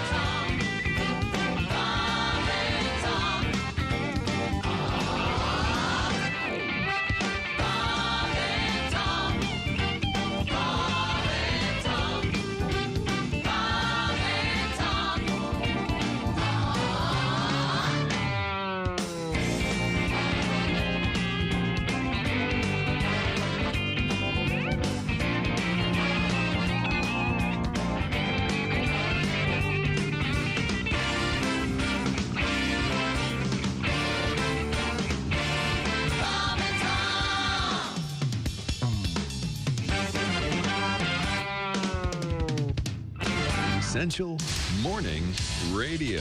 All day and all night. This is Bob and Tom Radio. The Bob and Tom Show. Can you dig it? Ladies and gentlemen, Bob and Tom. Chick, did you or Jess, did you ever do the thing with the parachute where you're getting towed behind the boat in the Bahamas? We did. She talked me into it. Yeah, we did it. Parasailing. Have you gone, Willie? Yeah. Yeah. I've never done that, Mike. Have you? Dangerous. Oh, really? Yeah, when I was doing it, the wire came down and cut his leg off. Cut his leg off. Well, now cut his leg off. Man, oh man, it was their house. So we were doing it in the Bahamas. That's where we did it. Yeah, That's where they cut their leg off. Bob and Tom in the morning and highlights all day long. The Bob and Tom Show, weekday mornings at 6 a.m. Eastern on Bob and Tom 24/7. Hey, Alexa, how can someone listen to Bob and Tom radio on a smart speaker? Just say, Alexa, play Bob and Tom Radio on TuneIn. TuneIn? Correct. Alexa, play Bob and Tom Radio on TuneIn. 24/7? Hey, welcome back to the Bob and Tom Show. We return to the sports desk with Chick McGee. Well, thank you very much, Chick. Thank you. It's the Dude Wipes sports desk, my friend. I have to smell these Dude Wipes. You got a package over there? Are those fresh ones, or did you just... No. Okay. Here, you don't need to smell one. I just used one. Smell this. It is a fresh... I would not hand you a soiled Dude Wipe, Tom. Well, that's the difference between you and him. He would laugh until he cried if he did that to me. After months of anticipation, you know, Paris is hosting the Olympics. Huh. Paris Mayor Anne Hidalgo. Oh, good horse. Good horse. She took a dip in the Seine River yesterday, fulfilling a promise she made months ago to show that the river is... This river is clean. Enough to host open swimming competitions during the 2024 Olympics and the opening ceremony on the river just 9 days away. She wore a wetsuit. Oh. Hidalgo plunged into the river. Paris 2024 chief Tony Estanguet joined her. It's part of a broader effort to showcase the river's improved cleanliness ahead of the games, which will kick off July 26 and host open water swimming competition. Oh, this is wonderful, she said. River. I have only seen 2 pieces of poop. Do they have Baby Ruths in Paris? They must. That would be great. Remember that Bill Murray gets out of the pool? Yeah. And Mrs. Smales faints. It's chocolate. The daily water quality tests in early June indicated unsafe levels of the big one, E. coli. Yes. And E, of course, stands for Edward. It also, they've tried to improve the river, and they say they have mission accomplished, is what they said. Was she wearing a swimming cap? I don't know about a cap, but she was wearing a wetsuit. Great question, Ace. Thank you. Well, no. I would want to know. She kept her cigarette lit, so you got to hand it to her. Oh, wow, yeah. That is one great French. And then there was supposed to be a protest. Remember this? Other people were poised at other spots downriver, so when they crapped in the river, it would float down to where she was swimming. At one point, she said exactly when she was going to go in, and they found out, so they were going to time. So I think this was kind of like a guerrilla swimming event where she just kind of showed up. She made the mistake of announcing exactly what time she was going to swim the last time. Yeah. Yesterday, I don't think she did. Oh. She just got in the river. We'll see. It's going to be exciting. It's already exciting when there might be poop in the river. No, I mean, the Olympics are going to be great. I bet that's going to spike ratings. When does that start? The 26th? 26th. Okay. What's that? Is that the Friday? Because that'll be the opening ceremony. Yes, it is a Friday. 26th. Hundreds of people have carried the Olympic torch through the French capital for 2 days of celebrations before the Summer Games kick off. They included BTS. That's the boy band, the K-pop, the Korean boy band. The BTS star Jin, J-I-N. Now he's there's some controversy because he might go solo. Well, not solo. He's going to be going with Stevie Tonic. Oh, is that right? And they're going to be Jen and Tonic. Interesting enough, they're calling themselves sprinkle dust, which is real odd. Yeah, really. Passing up that great idea. Right. Yeah. Well, Steve Tonic's nickname is Fizzy, so they were going to go Slow Gin Fizz, but it wasn't until I started doing crossword puzzles that I thought it was SLOW. Oh yeah, Gin Fizz. What is it? I didn't know that SLOE. Yeah, I didn't know that was like a fruit. Yeah, or same thing with me. Yeah. It's a fruit. I think a slow is like a. Oh, okay. Yeah, it's something. Slow Gin Fizz. I did not know. I was today years old to find out slow is a fruit. Made with gin and blackthorn fruits. So I always assumed the slow was the blackthorn fruit. Okay. But slow gin is the name of the type of gin. Is that correct? Yes. Yep. Okay. Gotcha. Very nice. Good to know. Here we go. We'll get him back. The upcoming hot dog eating showdown between Joey Chestnut and Takaru Kobayashi will have one big new rule. Yeah. All right. Now this is sports. It's like a pitch clock. The two competitive eating legends are expected to go head-to-head in a contest that will be streamed on Netflix on September 2nd. Correct me if I'm wrong, and I know you will, but that's Labor Day. Is that correct? Right around Labor Day holiday? Got me. All right. It must. Yes, it is. In an interview with something called The Takeout, he felt the need to mention what the name of the interview show was. That was not needed. In an interview, Mr. Chestnut the said... Takeout has lots of great It's a articles. website. In an interview with Mr. Chestnut, they said there will be a few differences. The one Mr. Chestnut said will change everything is that...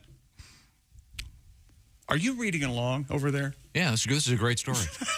Because it's the most disgusting thing about this. No dunking contest is what they've said. The hot dog and bun will need to be eaten all in one, as opposed to being able to remove the frank and dunk the bun in water. Tom, you're right. This is a major change. So it's dry.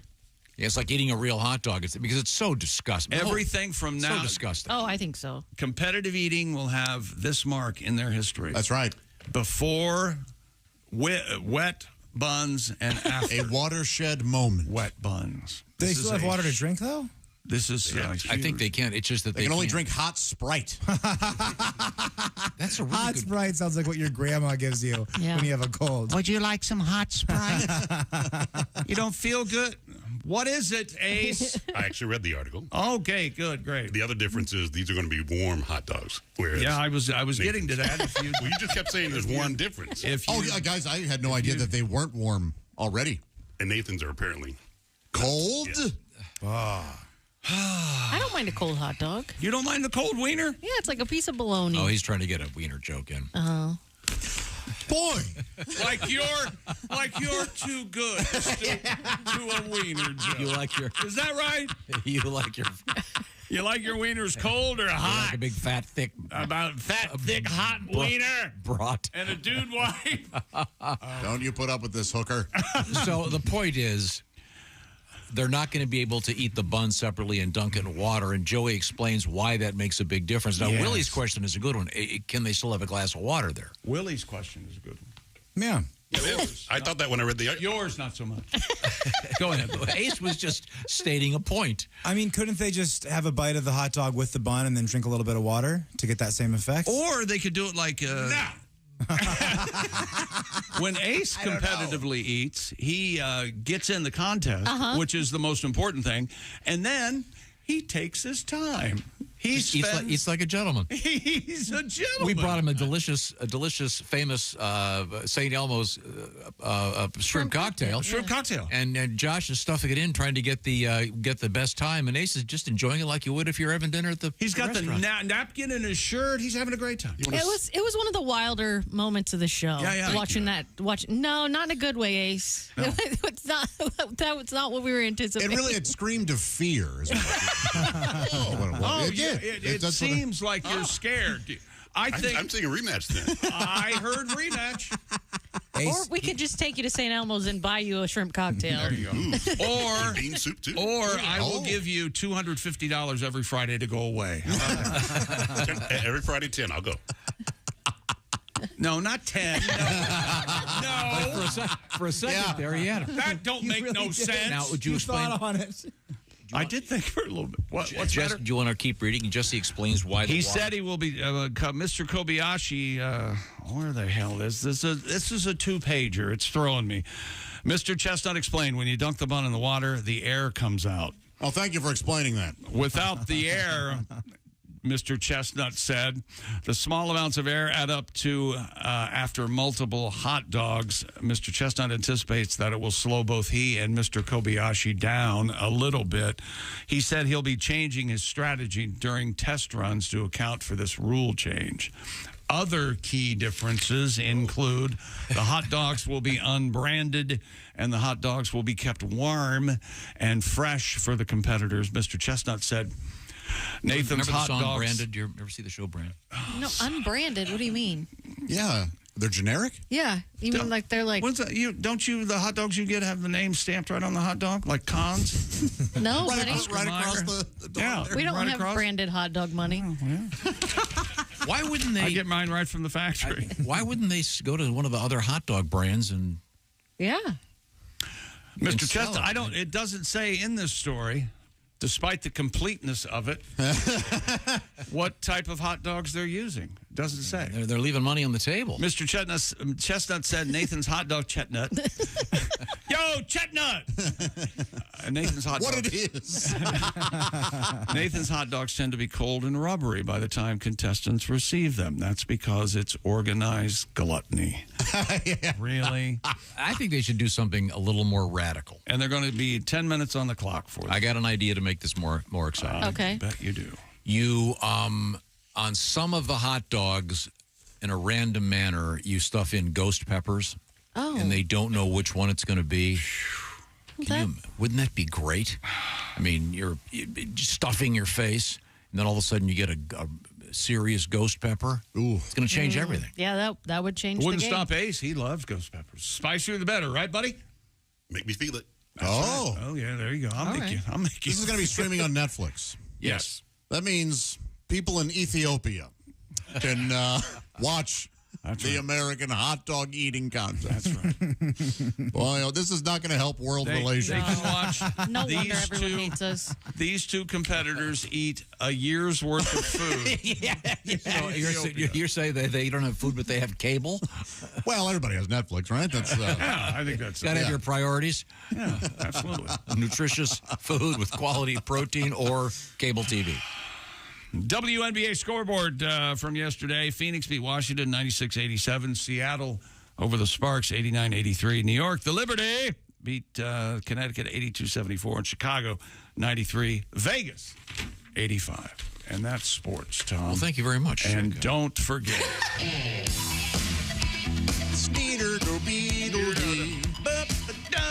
So catchy. Look at Willie. Look how many generations love this song. Look at this. Oh, they got me. They got it. They got Tom. Hey, Tom did it. Oh, no. Welcome into the water's fine, pal. Welcome to Duran Duran. All right. You know they got the name Duran Duran? Do you know that? No, I don't. It's from a starts with a W. Movie. No, it's Yeah. Is it Barbarella? Yeah, it was a character in the movie called Barbarella. That's right. Which Jane Fonda is hot. Assaulted. Yeah, she's by attractive in it. Assaulted by a machine. But not just They're remaking it. Not just Jane Fonda, Tom. You don't call her Jane Fonda. You call her Are you going to bring that up now? Maybe not. Hanoi Jane? Yeah, You okay, don't- thank you. I think this was pre. Never mind. I don't know. Thanks for doing that. That's Right about it in that sweet spot. You always. What about the Vietnam War? It came to last week. Wherever you go, whatever you do, always be a good sport. Jess? If you're traveling this summer, you might encounter toiletries provided by your hotel in large refillable containers in the shower. Oh, yeah, there's the pump bottles. I've started to see these. Yep. However, a travel agent has suggested the disgusting truth about what could be lurking in those refillable bottles. All right. Is it my hair? Is it my hair in there? I think Tom talked about this before this story came Absolutely. out. I've noticed that all of the bottles that I've run into are absolutely, completely full. I don't know how they keep topping them off. Your shampoo a little But this is seminal. This isn't the smells bleachy. This isn't like the little bottles that you get that are new. No, the Yeah, it's affixed personal. to the Yeah. wall. This is the one on the wall in the shower with the pump on it. Trying to be more environmentally conscious, I think. Yeah, Sure. because you know how much waste those individual bottles? Oh, sure. No, I get it. I'm just saying this travel agent is suggesting what? Is it clear in this article? She said, I have to admit, I would never use those refillable shampoo and conditioner bottles in the shower. There's always the worry someone might have refilled them with something. And believe me, I've Jizz. seen hair removal creams Could you and God be- knows what else. They put hair. Oh, they just kicked it up a notch. So they're pranking people. If you're putting nair in it, that's something else. I thought it was just going to be jizz. Yeah. Oh, my God. That's a natural substance. It's good for your hair. The old frat concept of a so-called topping off. Yeah. Did you ever hear this? Yes. You would top it off typically with urine, although, that would be. But that's not the word. Mayonnaise. A jar of mayonnaise. Well, right? no. That's a whole different thing. You're thinking of the John Fox thing with the I don't think he invented it, but I know he did it. Yeah. That was back in the days of the so-called comedy condo. What a dick. If he really did that. He was But in the shit, but there's a mayonnaise mask we used to put on our hair in high school. Oh, no kidding. Yeah, because it would make your hair all shiny. Is that right? The oils and stuff from the... Yeah. So wait a second. We're like 4 topics off the topic. Which one do you want to talk about? Well, see... That's why you're here, Tom. You're the boss. You tell us. No, I'm trying to make this clear to people that allegedly back in the day when the comedians would come into the various comedy clubs, there'd be a condo that they would move into instead of a hotel. Right. And the condo would have, a refrigerator, blah, blah, blah. And the legend of John Fox was that he had infused the mayo with some ejaculate. And it's an urban legend in the world of comedy. Yes. But this woman is saying that perhaps those refillable things may have anything somebody wants to leave in there. Yeah. I don't know. That's a little paranoid. I think most so. people aren't thinking about I that. know. The last one I was into, I thought that Head and Sperm shampoo was, pretty good. Wait a minute. What's revitalizing? Wasn't it? Head and Sperm? Head and Sperm. Yeah. Oh, no, that was Head and Shoulders. We used to have a thing we called Head Shampoo in the year. I love that. Yeah, we can't play it anymore. We can't? No, too funny. Too funny. It's too funny? Yeah, actually. That is, sometimes that does feel like that's the law now. No, that's way too funny. Yeah, We can't sorry. do that. Unless you're a politician, you can't curse on the radio or television. But no, I think it was, it was called Head and Spooge. Well, now, if you want to talk slang for that, we've got a whole morning. Pearl Jam. Goo. No, Pearl Jam was Eddie's grandmother's. Oh, come on. Special. No, we know what you're doing there. Yeah, Eddie, sure it was. That's what Pearl Jam means? Yes, Yeah. of course. Yeah, Sure. Something. I had no idea. In 10cc. Yep, that's the average size of an ejaculate. 10 cc. Did you ever hear the band 10 cc? They've got those real soft love songs like I'm Not in Love. Oh, I love that song. I like that one too. Yeah, but it takes away a lot of it when you realize, this is about a wad of mango. I mean, I guess all bets are off now. I mean, okay. Yeah. So now are you going to still use the toiletries in the hotel in the big bottle? Yeah, why not? I'm not. I've always brought my own. Big boys don't cry. Oh, this isn't. I don't like this part. This is the beginning of this. I've never listened to the song in headphones. I never heard that. This is all vocals. It's beautiful. No, I know. Get to it already. Yeah, no kidding. No, you do traffic and weather. Oh, and then here's the. This is the import version. A bold choice. Wait a second. So you played that and then didn't play the part of the song? That's all I got. That was some odd intro thing. I don't want to throw anybody under the bus. When we come back, we'll give you a taste of that song. Not in love. That's good. But don't forget. Oh, it's a great song. Is that the part in the middle where they do the big boys don't cry? Yeah, the whispring. Yeah. Okay, they could have edited Just that out. a face I'm going through. Coming up, we have comedian Greg Warren will be joining us. Oh, he's doing comedy again. Looking forward to talking with Greg. Also, we have Sexy Time with Alli Breen. We have crime in the news. You skipped there. Huh? Between Alli and Breen. Yeah, I had kind of a hiccup there, sorry. Okay. And we have the King of England in the news. Oh. Along with a critter. This is the Bob and Tom Show. For a complete copy of the Bob and Tom Show contest.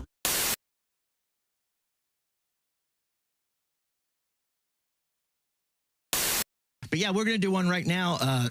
This is a song about, some things that kind of went wrong a while back. Oh. Completely original number. Hope you like it. She's no more Amish nice guy, eyesight. Someone give me my car keys. My car keys. My car keys, please. Ladies and gentlemen, the Electric Amish, our house band today here in the Bob and Tom program. Thank you very much, fellas. Take thank 5. you. Start making furniture. Maybe later we'll play another Alice Cooper song called Mules Out. You can play that. And Graber, Alice Cooper is not a female barrel maker. What? Yeah, I know. I thought maybe. You're thinking of the wrong lady, Josh. You know Alice, and she makes fine barrels. Does she? One of the best Coopers in northern Indiana. Thank you very much. Hello, my name is Alexa. If you have a smart speaker and what to hear, Bob and Tom Radio, just say Alexa, play Bob and Tom Radio on TuneIn. Now, you try it. Alexa, play Bob and Tom Radio on TuneIn. That's the first smart thing you've said to me since you took me out of the box.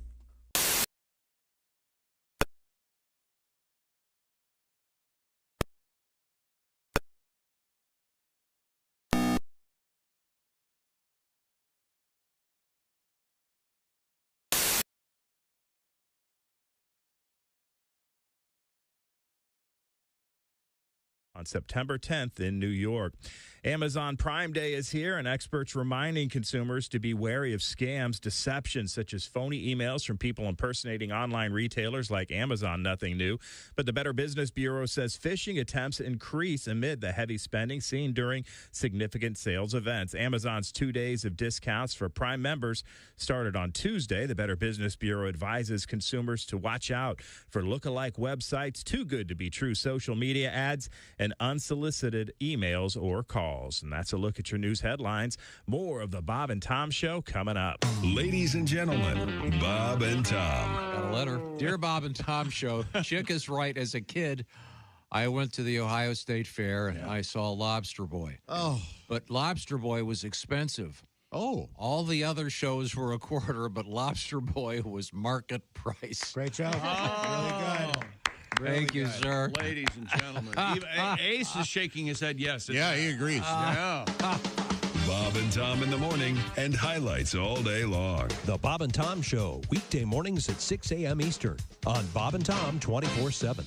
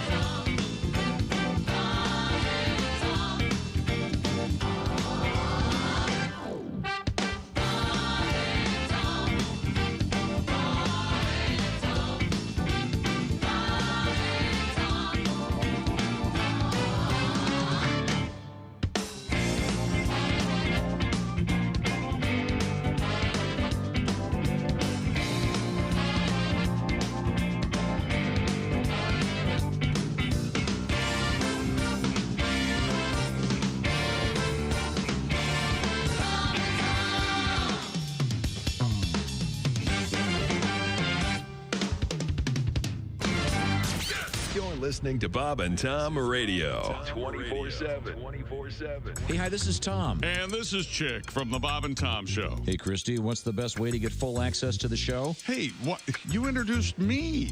That would be to become a Bob and Tom VIP. Very good. Now, Josh, what's a feature of Bob and Tom VIP? Wait a minute. Well, the live 5-camera video stream of the show, plus a podcast of the show and comedy from the Bob and Tom archives. Excellent. Chick, what do you have to say for yourself? Become a Bob and Tom VIP now. Just go to bobandtom.com/VIP. Hey, got a question. What's that? How can I listen to Bob and Tom Radio on my smart speaker? I'm not really sure.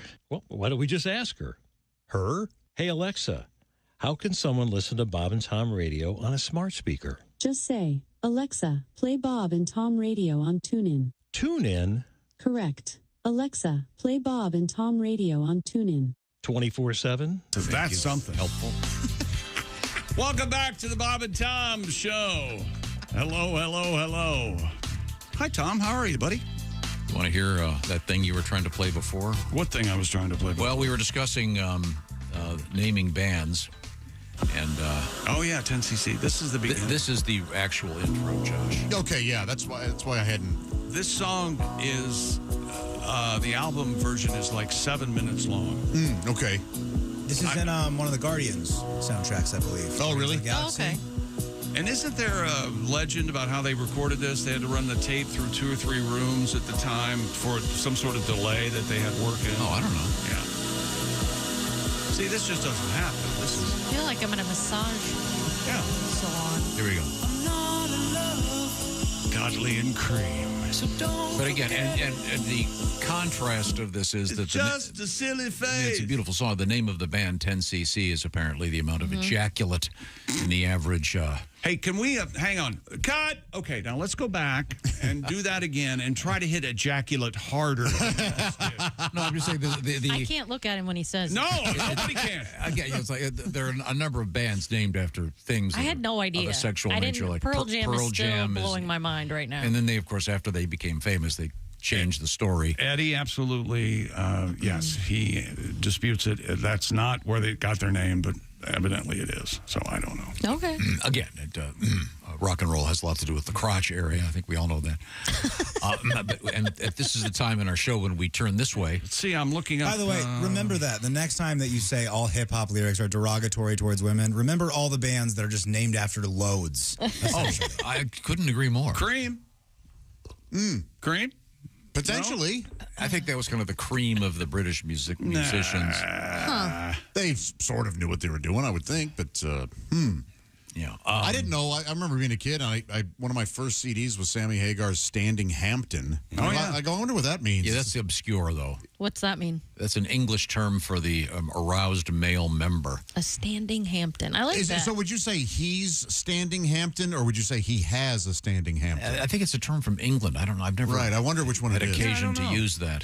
Standing Hampton. Let's see here. Ones we can say. Clam sauce. Custard. No. Custard. Daddy sauce. No one. These are no one. This is baby batter. Someone made all these Baby up. gravy always makes me Baby laugh. gravy, baby batter, ball barf. I prefer ball snot. Yeah, so I prefer anything but this topic. Flower water. We have anybody? We can talk about sex. You want to talk about sex? How about this?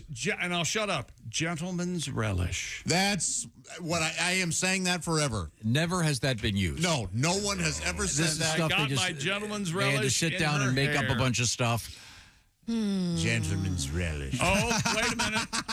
There's another one. Mayonnaise. Now, Come on, that's wonderful. That's better. I've heard mayonnaise, Right. so that's better. Yeah, mayonnaise. Liquid silk. That's another good one. According to a new poll, Americans expect their sex lives to heat up this summer. Oh, yeah? The survey of 2,000 sexually active U.S. adults found that over half of Americans say the best sex of their life took place during a vacation. Oh, okay. All right. Yeah. Okay. All right. Okay. What's happening to me? Is that, He's doing his Denzel Washington. Okay. All right. Okay. And 40% said that they have had a romantic encounter with someone they met on vacation. Mm-hmm. That's right. What was the percentage of that? 40%. so what was the first one? Wow. 50%. Of people say that the sex is best on vacation. Yeah, they've had the best sex of their life while they were on vacation. Is that because it's not your place and it's not your wife? not your? Oh, well, I was going to say it's not your sheets and you don't have to. Yeah, that's true. Wow. Got Mario Lopez on the TV whenever you turn it on, beating you up a little bit. The kids are elsewhere, perhaps? Yeah, maybe. Yeah. Yeah, I think so. You don't have anything else to worry about. Is there a name for that? Like when you're on vacation and all of a sudden you start watching something on TV, somehow it's always on TV. Like It is. That's when I first started watching Pimple Popper. I'd never seen it before. And all of a sudden it's on the TV 24 hours in this Airbnb. Tom, your thoughts? Well, I think when you at hotels, the confusing aspect of using a new television, yes, and they often have when you turn the TV on, you've got Mario Lopez right away pitching the don't forget to go to my restaurant down in the lobby, and then Mario. How the hell do I get this thing off? Yeah. By the way, hotels, just get a Netflix account. I'm tired of logging into my own Netflix account, and then it thinks I'm traveling. I know, I don't like it either. Just get a hotel Netflix account. Why not? Why not make it easy for everyone? There's nothing funny about this. I'm just angry and I'm just talking about it. Despite 95%. I hate nerds. On vacation, you're reading too? Actually, I do. I read on vacation every time. Yeah. You know what? Sometimes the character I play is exhausting. I know. You have to keep it together. Yes, it is. It can be very difficult. I love reading on I've vacation. never had sex. I cannot With a woman? with a female human being. What's it like? That's weird. He's just making fun of you for being a virgin. Let me tell you something. It's there's a lot of heavy breathing. All right. You can't think out loud on this show. Do you get That's sweaty? slow. I feel like I'd get sweaty. You get sweaty every now and then. If you're doing it right. No, I've never gone on vacation, met somebody, and had sex. Oh, no. Yeah, this is two separate things they're talking about. Right, Yeah. but 40% there. Yeah, says it did say that they they have had a romantic encounter with someone they met on vacation. That's crazy. I think vacation, taking your kids along would skew that a little bit, wouldn't it? Or Well, no, not would if that you're be- not if it's like a girls' trip. Yeah, Right. Oh, yeah, that's that's different. I can't help but wonder if 40%, if that's made up mostly of women. No, that's not true. You think women feel more of a comfortable buffer being on vacation? I think the female girls trip is more prevalent than a male. than the guys trip. Yes. I I agree. think a guy's trip is really there's a lot less sex going on. Yes. I kind of think so too. Yeah, I think you're right. And I Yeah. think that girlfriends are really afraid that guys are going to be cheating when they go on trips together. Oh yeah, exactly what we're doing the whole time is what we're afraid you're doing. Exactly. Because all we're doing is like, no, we're just sitting around talking about the Pacers squad in 2012. Exactly. Yeah. Like, we're just like, oh, Paul George was awesome. Women don't understand that a guy's vacation is kind of a vacation away from women. And ours is going out and being whores for their Yeah, I mean, cutting loose. There you go. Being Right. nuts, man. Yeah, it is. It's really It's alcohol and guys. Yeah, but not a lot of girls' trips turn into debaucherous sex fests, do they? I think more women's trips do than guys' trips. I would by agree with far, that. By but, far. Yeah. But you can also have an innocent girls. But I think the point of absolutely. the point of this article really is that they're saying, and it's the summertime, you're going on vacation, you're going to have more active Yes. bedroom play. Do you find yourself, Josh, going on vacation? Now that I think about it, every time you go on vacation, you go fishing with your brothers. So I hope your sex life isn't improving. That would be not only would that be weird, but it would probably be incest. I don't think there's a probably in either of those.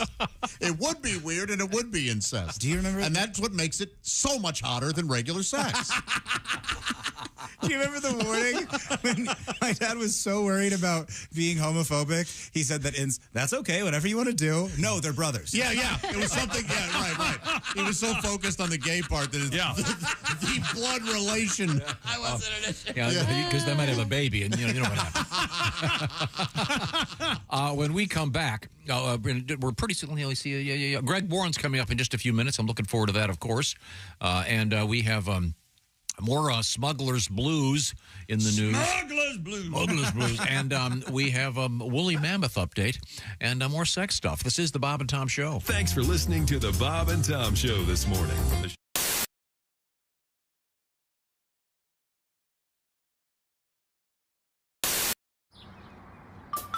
Is that Chick McGee? Why, it sure is. Chick McGee, who knows that an annuity from the folks at Silac Insurance Company means a retirement check in his mailbox every month. Chick works on perfecting his mailbox opening technique. Easy, Mr. McGee. Don't blow that elbow out. Chick isn't quite retired yet. He's just practicing for it.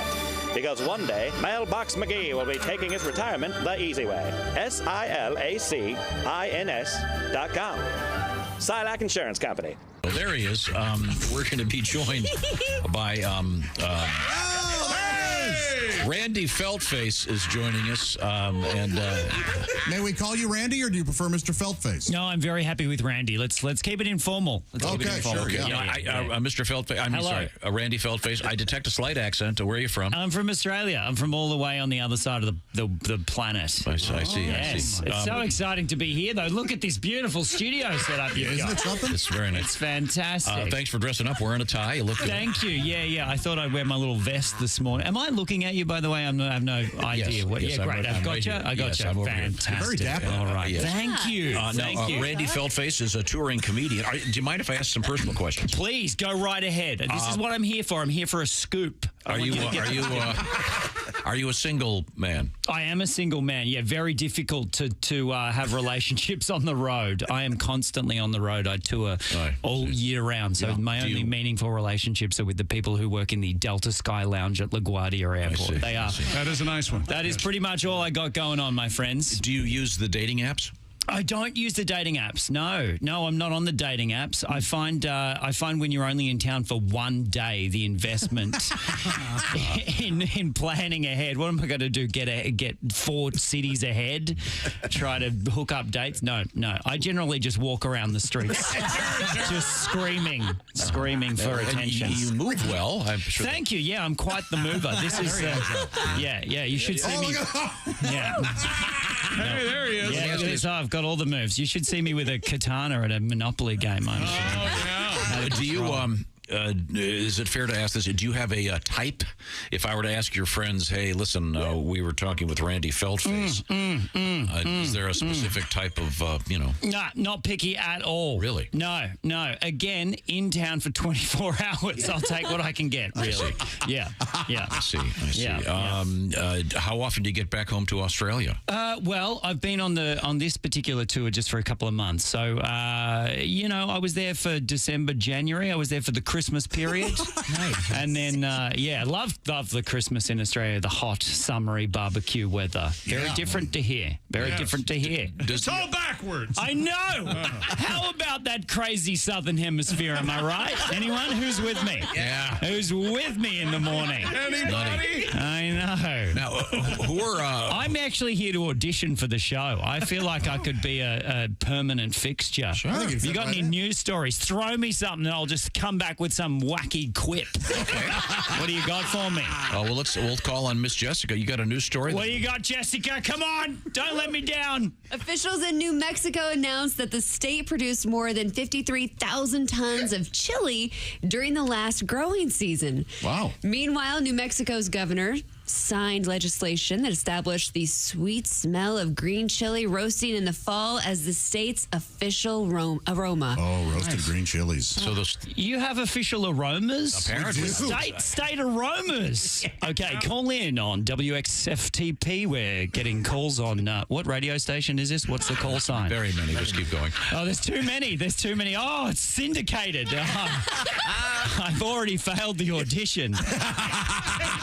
Call in with your favorite state aromas. Come on, that's got to be a call in waiting to happen. What is there a national aroma in Australia? White squirrels. Oh, how about that? Yeah. Who knew? Yeah. Hi, this is Pat Godwin from the Bob and Tom Show. Miss some of the show? You don't want to do that. Become a Bob and Tom VIP and subscribe to the audio and video podcasts. The Bob and Tom Show, on air, on app, and on demand.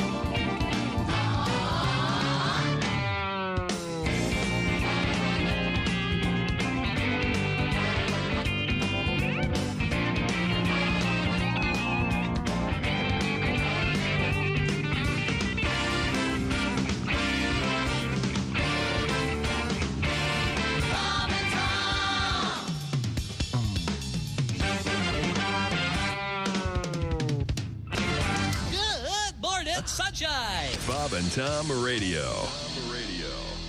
Hey, got a question. What's that? How can I listen to Bob and Tom Radio on my smart speaker? I'm not really sure. Well, why don't we just ask her? Her? Hey, Alexa, how can someone listen to Bob and Tom Radio on a smart speaker? Just say, Alexa, play Bob and Tom Radio on TuneIn. TuneIn? Correct. Alexa, play Bob and Tom Radio on TuneIn. 24/7, 365? All day, every day. Alexa, play Bob and Tom Radio on TuneIn. This is Ernie Fergler reminding you, Thursday morning on the Bob and Tom Show, I'll be... Oh, hold on just a minute. Okay, we need to locate some... Just read this. Okay. Is it Irma? Will the following person please report to my office? I'm a jackass. I'm a jack... Okay, fine. That's Thursday morning on the Bob and Tom Show. Bob and Tom! The Bob and Tom Show, Thursday morning, 6 a.m. Eastern, worldwide on Bob and... Even some Montrose. Welcome back to the Bob and Tom Show. Jess Hooker at the Silac Insurance News Desk. Here I am. There's Willie Griswold. What? Big dog. Push the button. I said big dog. There he is. There's Big dog. Josh Arnold. Hi. Ace Cosby's here. Wearing a swell Bob and Tom hat. Nicely done. You cut quite the figure. I could be wearing a Chick McGee hat. Yes, you could be if you give me $35. I'm Chick McGee, and here is Tom Griswold. Hello, Tom. A couple things here. We were talking about some survey indicating that people claimed that they had their intimate relations were jacked up. I mean, were improved. They expect more sex in the summer, basically. While on vacation. Yeah, while on vacation, yeah. Okay, I got a nice little note here. This comes to us from Todd. Toddy boy. No one named Todd has ever had sex. A Michiganian from now living in Florida, or a Michigander, depending on your views. Because I went to an all-inclusive resort in Jamaica, free-stocked bar and free porn in Spanish in the room. I re. A week of debauchery with my beautiful wife. There you go. Best sex ever. How about that? There you go. On vacation. That's what he said. Now, we were also discussing, I don't know how we segued into bands that have names that may be sound like ejaculate. Based in the realm of human sexuality. Well, you told me to put it away. You gave me the look that if I said anything more, you were going to hit me. No, but you weren't. You were just talking about slang names for... No, and I'm talking about bands. That was the whole thing. 10cc, Pearl Jam. Black Sabbath? Named after... Black Sabbath? Male completion? You forgot about the diseased angle. That's not the topic. Well, it's slang for... Nothing. What sexual term is Black Sabbath slang for? Well, I think some people... I don't want to know what that... Either. Yeah. Let's not. You know, there's some secret. Well, it was in the confessional. There's a pentagram or something, yeah. Exactly. They're ranked by Steely Dan. Do you know that one? Well, is that... Sure it means... That's a sexual... am I talking to you? No. Sorry. Steely Dan, Hooker. I'm sure it means his Dan is Steely. It is the name of a dildo in a William Burroughs novel called Naked Lunch. I like mine better. The next one I can't even read. Is it a band we've heard of? Yeah, the Butthole Surfers. Oh, sure. Yeah. I mean, everybody, you could say that in the 90s when you were talking about the band on the air. Yeah, I think it's accepted to say the Butthole Surfers. Yes, absolutely. I mean, that's what they would say back in the 90s, yeah. There was a time you probably couldn't say the Dead Kennedys. Did they have any hits? Yes, that one was really big. Here's one. This was a big hit. It's a great song. It's called Pepper. Are there lyrics? From Electric Larry Land? It's good. I like the beat. Marky got with Sharon, and Sharon got Sharia. She was Sharon. Kind of got that Beck thing going on. Yeah. Oh, yeah. They've listened to a lot of Beck. I like Beck. Other bands with names that might be... get to the good part. The Sex Pistols. Not very right. Oh, that's a penis. Yeah. Absolutely. We don't have to elaborate. That's the whole thing about that. I'm having a conversation. The Four Skins. That's a band? Yeah. Wow. The Four Skins. Is it FOUR and there are 4 people in the band? It's numeral 4. It says the most prominent band from the UK's wee punk subgenre. I wonder if that's little people playing punk. Could be. I mean, that's a subgenre. Like Mini Kiss? I don't know. I want to see Mini Kiss. Four Skins. The Flaming Lips. The Four Skins eventually got circumcised, and then they became the Four Tops. Sugar pie. Nicely done. I can't read this next one. White Snake. Right. Oh, I never considered that might be I honestly, it seems so naive now that I'm saying it. He used to joke with David saying, hey, if you named the damn brown snake, you'd be even bigger. Yeah. White snake is kind of a... That was an excellent ad lib from That Mace. is. A dirty lie. I can't read this one. I can't read this one either. Well, you got to give us a hint. You can't just glide over them. P-word riot. Oh, sure. Yeah. Very, very famous. Political Russian thing. I can't read that one. The band Hole. There's also Nashville P. Yeah. Yeah. There is? Yeah. I saw them open for Ted Nugent. Yeah, I saw him once. I liked it. See, I didn't know this was a reference to the realm of third eye blind. Really? Oh. I don't think so. I think that's just like being unenlightened. I think so too. Yeah. It's not a B-hole thing. No, it's not. It's a pee hole thing. One, two, three. Okay. I don't think so. Yes, third eye blind. I'm with Josh. I've always thought Step back from that ledge, my friend. How about Limp Bizkit? Yeah. Yeah, I always assume they were always full of that kind of... That's more... I think of a lady when I think of biscuit. Their one album, the hot dog flavored water and the chocolate starfish, or vice versa. I can't remember. I think I'm going to that concert. Oh, to the Loserville tour? Yeah. You want to see Corey Feldman? No. Them, Corey Feldman, Have you seen the videos of Corey Feldman online? Bless his heart. God love him. He thinks he's doing... He's having a great time. He has That's a all loyal that matters. fan base. Yes. That's the thing. I don't know what he thinks he's doing, but he's really... He's having a blast. Excited about it. So Yep. good Go for him. for it, man. Yeah.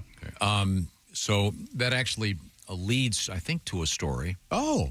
Perhaps. I could finish this one. Oh, sorry. Do you want to? Yeah. Despite 95% of the respondents in relationships saying they will stay with their partner this summer, a quarter are also interested in a summer fling. Okay. 25%? So 25% of that 25%, do they? Is there a leaning either way? They're going to stay into their relationship, or they just don't care? That's why they're going to have a fling. I don't know. And what does summer have to do with it? Are they less likely to cheat in the wintertime? Well, there's accessibility.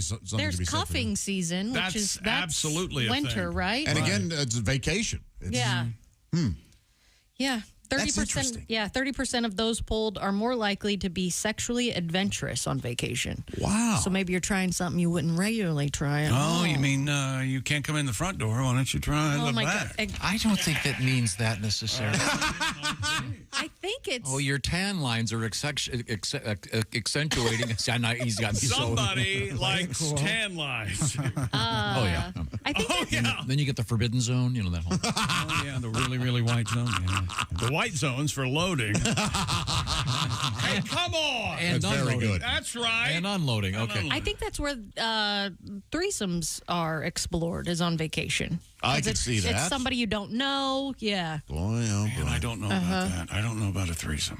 I would be very uncomfortable. You kidding me? Have one of those, open up a $10 mini can of Coke.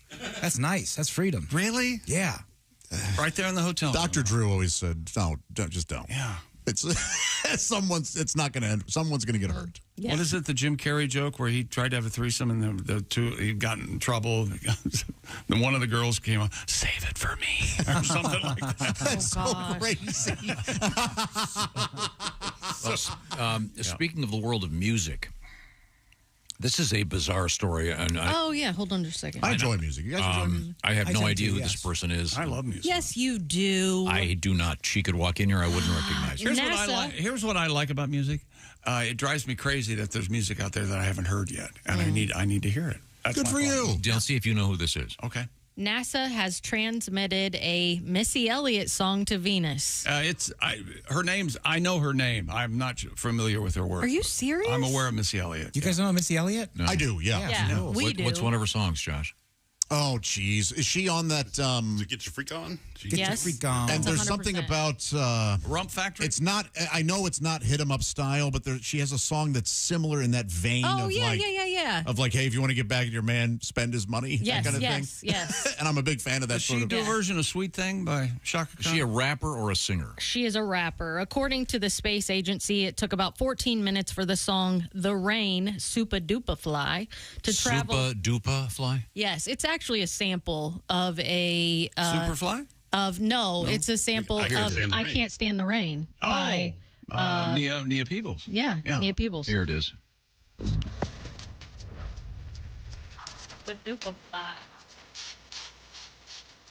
Oh, I heard the bass rules. And so NASA sent this song to. Didn't they miss out? Sending something to Venus? Wouldn't you send Bananarama? Well, Or yeah, I'm your Venus. Or, it traveled 158,000 miles million miles to the second planet from the sun. Afterwards, Missy Elliott wrote on social media, "My song, The Rain, has officially been transmitted all the way to Venus. That's fun. The planet that symbolizes strength, beauty, and empowerment. The sky is not the limit, it's just the beginning." Is this an old song, or is she a contemporary? No, this is a song from the 90s, yeah. Oh. Yeah. What got NASA suddenly on the Missy Elliott bandwagon? I don't know. This is the second time NASA has transmitted a song into space. In 2008, the agency sent the Beatles across the universe to the North Star. Oh, that's on the nose, but That's a hat on a appropriate. But a Supa Dupa fly doesn't seem to be as on the nose as across the universe. Yeah, so Tom, tell us what you think about Supa Dupa Fly. She's headlining her first tour right now, so it's kind of a big deal. Oh, okay. Is NASA sponsoring it? No, but I think that it could be as simple as the person who works at NASA is a fan of Missy Elliott. Yeah. Or this tells me she has a great agent, is what that. Yeah. Man, I read this article that, you know how songs become real popular on TikTok? Yeah. That actually what happens is a lot of music companies contact these influencers and go, hey, we'll give you $1,000 if you lip sync this song. And then that song ends up being huge. It's kind of a plant. Yeah. Boy, nothing's real on social media, man. By the way, I'll lip sync your song for $1,000. Yeah. Holy hell.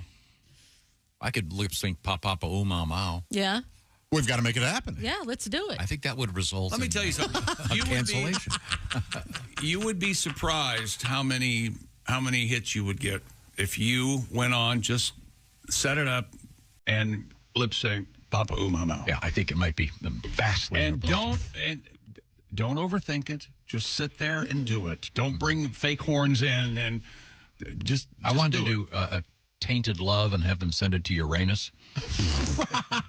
That's very silly. Don't you like that song? Love. Shouldn't that go between Uranus and Venus, though? Just right in that middle spot? Exactly. Right now, the Bob and Tom Show, as we get ready to visit with our friend, the great comedian Greg Warren. The Bob and Tom Show is sponsored by BetterHelp. BetterHelp is all about accessing therapy in an elegant manner, really. Let's start with this. If you're comparing your life all the time to people you see, the so-called influencers, or you see your friends in social media situations, and, oh, look, they're having more fun than I am. Their lives are better than me. That car's better than... No, stop it. You want to don't compare yourself to everybody else. You want to get yourself feeling better about you. That's where therapy can come in. You get focused on what you need and what you want. And reaching out for help is not a sign of weakness. Actually, that is a sign of strength. And BetterHelp has a great idea, which is the therapy can be done online. What I'm talking about is you take a little quiz kind of thing, and then you'll get hooked up with a licensed therapist, one of thousands of therapists that are participating in this program. And then, and by the way, you can change therapists anytime, no additional fee. And the therapy is done at your convenience, and you can do it where you want to do it. So you can do it like it's a Zoom call if you want, or you can do it like just a phone call talking back and forth, or even texting back and forth. And the idea is it's a lot more flexible and a lot more convenient, a lot more suited to your schedule and your life. So see what I'm talking about. Stop comparing yourself to everybody else and start focusing with BetterHelp. Visit BetterHelp.com/BT Show today. The /BT Show part, that'll knock 10% off your first month. Once again, BetterHelp. HELP, BetterHelp.com/BT Show. And this portion of the Bob and Tom Show sponsored by BetterHelp. Coming up, comedian Greg Warren. This is the Bob and Tom Show.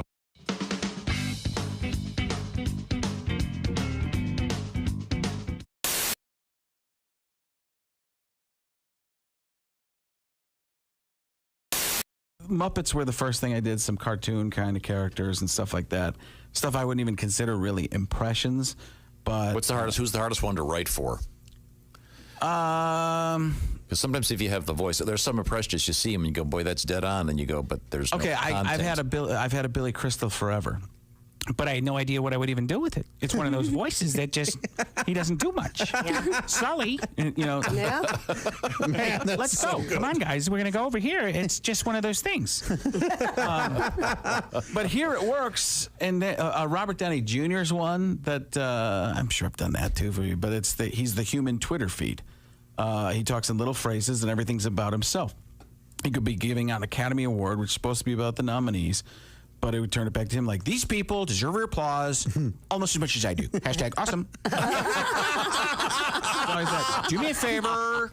You're doing great right now for you.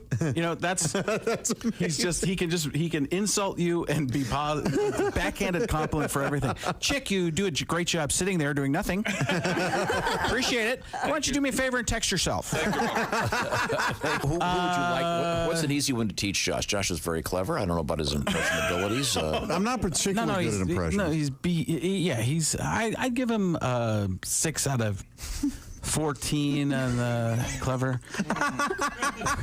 I'm trying to think who. Give me a little of your own voice if we can find something. Well, I think 6 out of 14 might be a little low. It's not. Okay, so you can go to a deeper register. Talk as quietly as you can and say this. Talk as about as slowly as possible. In my own voice, talk as slowly as possible. Now, bring it back down. A little lower. A little lower. We're trying to work on a Morgan Freeman here. I see. Oh. No, you tried. And so, yeah. This is not going to go well. No, you can get it. You can get it. Talk like Morgan. No, why did you all of a sudden you're trying to talk? I feel like it's in the back of the throat. It's very. The truth is. Truth is. Say truth is. Don't do this. You're doing something to. Truth is. Truth is. The truth is. The truth is. Truth is. Let's get there. Let's try something different. Let's try anything else. Try an Irish or something. You understand? Oh, that feels so good. Like this is one of the greatest. Those are me lucky charms. Sorry. How about this? I said Chick McGee. I'm here for 2 more days. I can have him. Oh, there we go. I will have him by Thursday, which is 2 more days from now. Thank you. Who helped me on that? Who said that? You did it by yourself? Thank you very much. Tom. Tom did. By Thursday, I will have him ready for his Saturday Night Live audition. What do you have to do? 2 characters and then 5 minutes or something? It doesn't matter because we're going to have 37 characters. Okay. And 52 impressions. Now, Chick, you could do a passable Jeff Goldblum. Well, not in front of Frank. See? It's not like you've never done it before. I've tried. No, I haven't. Wait a minute. Wait a second. I think this is Morgan Freeman slow. I like big butts. And I cannot lie. You are the brothers, can't deny. When a girl walks in with an itsy bitsy waist and a round thing on your face, you get sprung.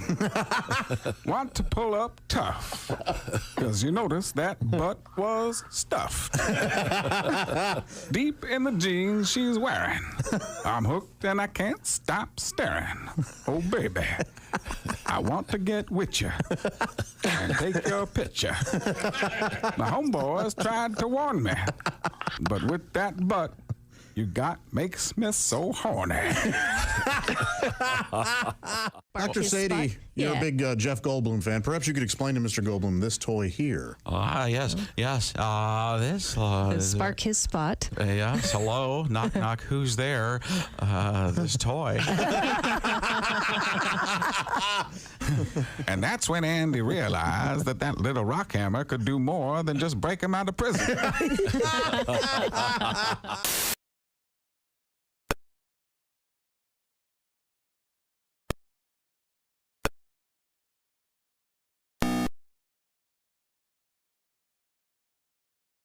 On TuneIn. TuneIn? Correct. Alexa, play Bob and Tom Radio on TuneIn. 24/7? All day, every day.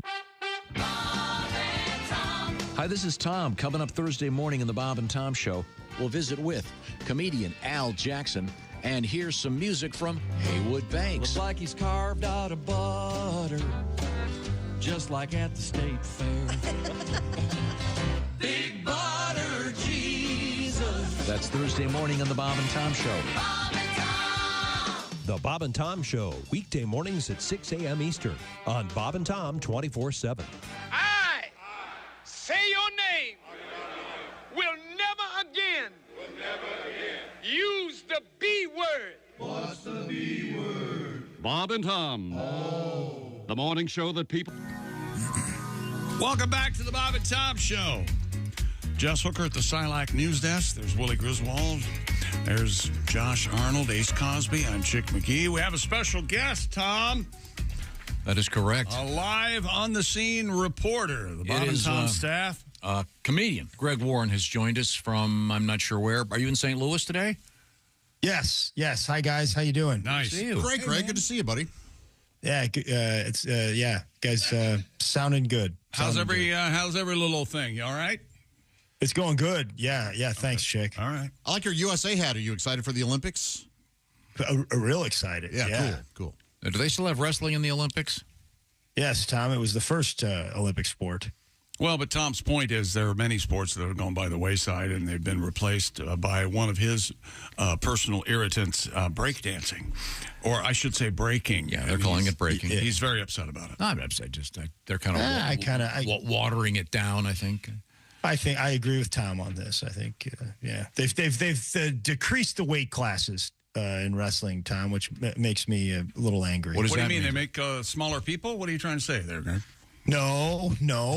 They used to have 10 weight classes in freestyle wrestling. Now they have 6. Well, 10 does sound like too many, doesn't it? It's so a lot of heavyweight different sizes of people, Josh. So you ought to know that. So, Greg, I was my head football coach in high school. I was on the football team, but he was also the wrestling coach. And we became great friends. And I was the manager on the wrestling team. Really? In high school, and that was in Ohio, right? There's probably really, really good wrestling. Yeah, it was that we were pretty good.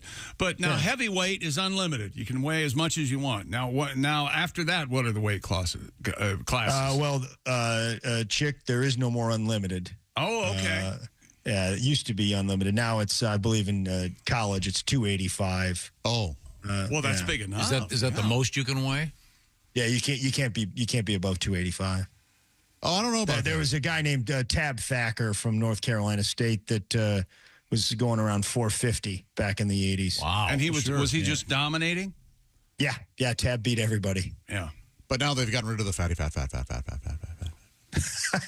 Did you say his name was Tab Fatter? What was it? Tab Thacker. Thacker. I'm sorry. Yeah. Okay. Andre the Giant was well over 285. Yeah, it's a different kind of wrestling, Josh. We've gone over this a lot of times. Remember Jesse Ventura at WrestleMania when he says, "Look at the size of the giant." Oh, man. Tom, you remember when Hulk Hogan... That was great, man. I've never heard you do that. No, I can. I'm so talented, Greg. I know. Versatile. Yeah. Now, Greg, what is our topic for today? Well, it's an important topic, Tom. I want to get into the history of adhesive tape. Nice. At last, here we go. Yeah, I know you've been waiting on this one, Chick. All right. Let's talk about early adhesives. Back in 4000 BC, they were mending earthenware pots with tree sap. And apparently the original formulas were messy and dried out into a hard finish that wasn't appealing to the eyes. So, you guy be like, "Hey, Bob, it's nice, invite me over to your cave, but you're serving me dirt soup in an obviously broken earthenware pot." I mean, I can see the tree sap right there. And that's just not a way to start a business agreement, Bob. So I'm we're already off. Myself out. Yeah, throwing up on shaky ground here, Bob. Here we are, Bob. I don't like the way you're going. I can see right there. This is a broken pot. I liked your round wheel idea. but Yeah. This sap thing seems like a dead end to me. Yeah. Unless you're eating pancakes. Oh, okay. Now you're going to hit me over the head with your club. It's probably held together with sap, so I'm not afraid. Not too worried about it. It's like sugar glass. Yes. Around 900 BC in China, they were making more advanced adhesive materials out of fish, ox, and staghorn. But the best adhesive was made from the bladder of a sturgeon. Is that right?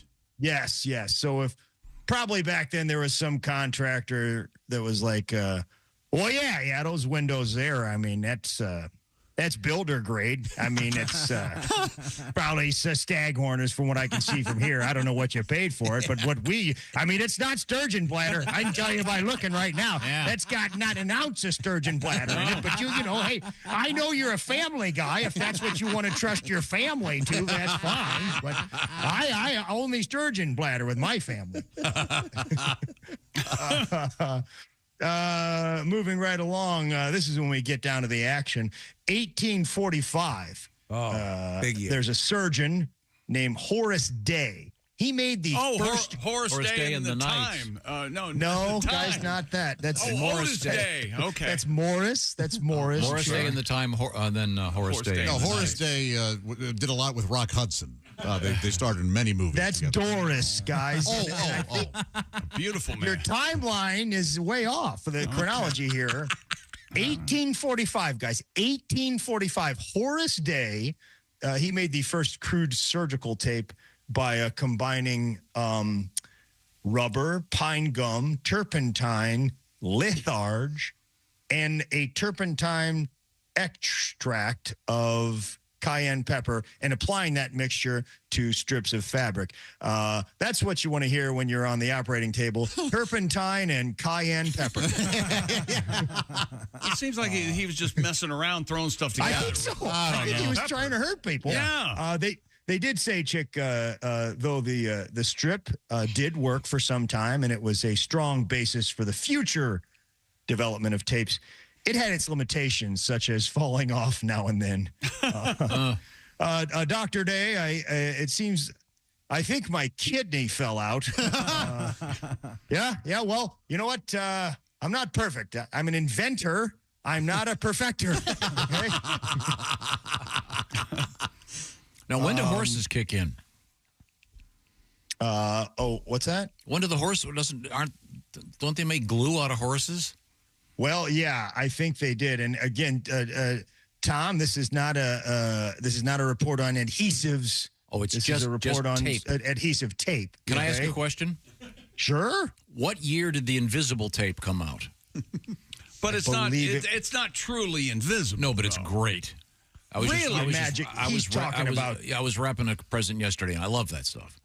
I believe it was 1961. It was called Magic Tape. We're jumping ahead. I mean, it's Magic Transparent Tape or Magic. Oh, I'm Tape. sorry. Let's get back to the proper order. Forgive me. Yeah, you're kind of giving away some of this stuff. You're stealing. 1923. A guy named Richard Drew. He was a college dropout. He was a banjo player, but he got a job working at the Minnesota Mining and Manufacturing Company. You guys know what that's called, right? Oh, 3M. They're the tape people. Yeah. I love those guys. I love 3M. Before they were called 3M, they were called MMM. That was. Then Quiznos got involved. Didn't roll off the lips. No. And then they had a CEO that stuttered, and they thought that would just be cruel. Well, they were also the parent company of Campbell Soup. Oh, yeah. Yeah. Good. They had that great band. Hanson. Oh, yes, Hanson was. Oh, yeah, they say Bop. Bop. Yeah, that's a great song. In 1923, Richard Drew, he was testing 3M. They were a sandpaper company back then, guys, and he was testing their wet-dry sandpaper at an auto body shop. Now, in the 1920s, if you were driving a car, guys, it had to be two-tone. You weren't cool unless you were driving a two-tone car. Oh. So when the auto body workers were doing the two-tone painting, they needed to mask off part of the car for the job. They often used like butcher paper or newspaper but it was difficult to get off, and it resulted in a sticky mess. So Drew walked in, and he heard, quote, "the choicest profanity I'd ever known." Oh, boy. And I don't know if you guys have ever spent any time in an auto body shop. It's pretty choice. So he was like, I'm going to find a better solution for you guys than this newspaper stuff. And he started developing the first masking tape. So get this. They brought him some masking tape. And he said, he brought in masking tape to these auto body workers. And they said, take this tape back to those Scotch bosses of yours and tell them to put more adhesive on it. Okay. Do you guys get what I'm going? Yeah. Scottish means cheap. Well, people think the Scots are cheap. It's a racial slur. Yeah. It's an old racial slur. Scotch tape is a racial slur. That's amazing. Wow. Isn't it? Is there any other product that's named after a racial slur? Be careful Let's not go down that road. Be careful here, he said. I can't think of one. I don't, unless like Canada Dry or the Canadians boring. I don't know. I think there actually may be, but yeah, I think this is a road best not taken. But that's fascinating. But yeah, isn't it interesting? I never knew that. Did you? No, of course not. You knew that the Scottish were considered to be tight. Yes, I did know that. Right, yes, right. But that is what that Scotch tape took it. So Scotch did Scotch become a brand, or did 3M? Is 3M Scotch is a brand within 3M. The 3M umbrella? 3M, yeah. Just like Jif was a brand within Procter & Gamble. And Jif peanut butter. Yeah. Now, do you like the two-tone car look? Oh, I think it's a nice look. Yeah. Oh, yeah. I mean, I don't have it. I've got a all sort of silver gray Acura. Oh, that sounds beautiful. I like a car that looks like a Mamba singer's shoes. Like the guy in the Copacabana You know who song else made a great advancement in the way cars look was the fabulous actor Martin Landau, who developed, of course, the Landau roof. The Landau roof. Yeah. It was his idea to. Oh, really? Let's not make this metal anymore. Oh, no, this isn't true. You guys are messing with me. So Scotch not only makes sticky tape, but it also makes recording tape. Are you aware of this? Absolutely. Scotch recording. Once again, this is a report on adhesive tape. Yes. Oh, sorry. Yeah, you guys are really missing the thesis. Well, you're going to have to come back next week and do a better job. No, we have plenty of time. Go ahead. So are we going to get to the point where we get the invisible tape, my favorite? Let's skip it. Well, before we skip ahead, I do want to talk about, they did have a mascot. Did you guys know this back in the day? Scotch tape had a mascot. Oh, God. Oh, boy. Scotty McTape, a kilt-wearing cartoon boy, was the brand's mascot for nearly 2 decades. Scotty McTape. Now, in their defense, they invented that whole Mick thing. Really? Yeah. Oh, wait, I thought you're not joking. That's real? Yeah, Scotty McTape, yeah.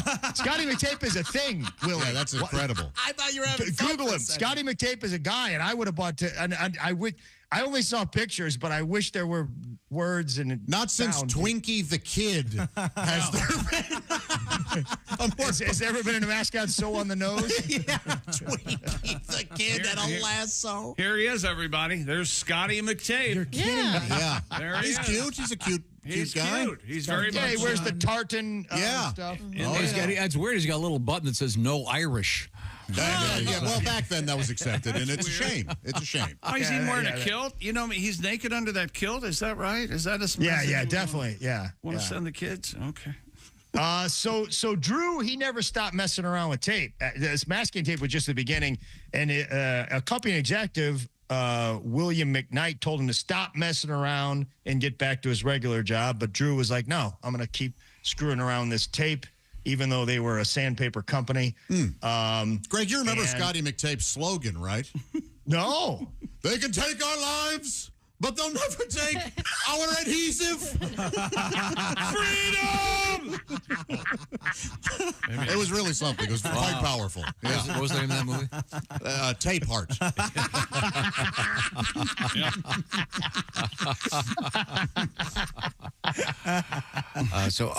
Are we going to get to the part where we have invisible Yes, tape? I was going to get to it. Holy I mean, hell. I'd never do this again, Greg. Is there nothing you can't ruin? I would quit today.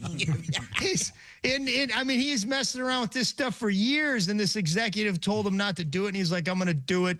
And then in 1961, they came out with the magic tape known as magic transparent tape. There. Changed my life. Good for gift wrapping. But we skipped some stuff, Tom. Go ahead. We got time. I mean, during the Great Depression, the versatility and durability of Scotch tape led to a surge in demand as people didn't have enough money to buy new stuff. And there wasn't any new stuff, so they use it to mend household items like books, curtains, clothing, etc. Broken legs. Yeah. I just love when you see little kids, they'll take Scotch tape. Daddy, I'm going to fix the hammer. What? Yeah. Or I'm going to hang this huge thing on the wall with Scotch tape. Clang. Well, I mean, if it was the VHB tape, that's the very high bond tape that you can get these days from 3M. Probably would work. Yeah. Oh, that stuff. That stuff could hold together this report.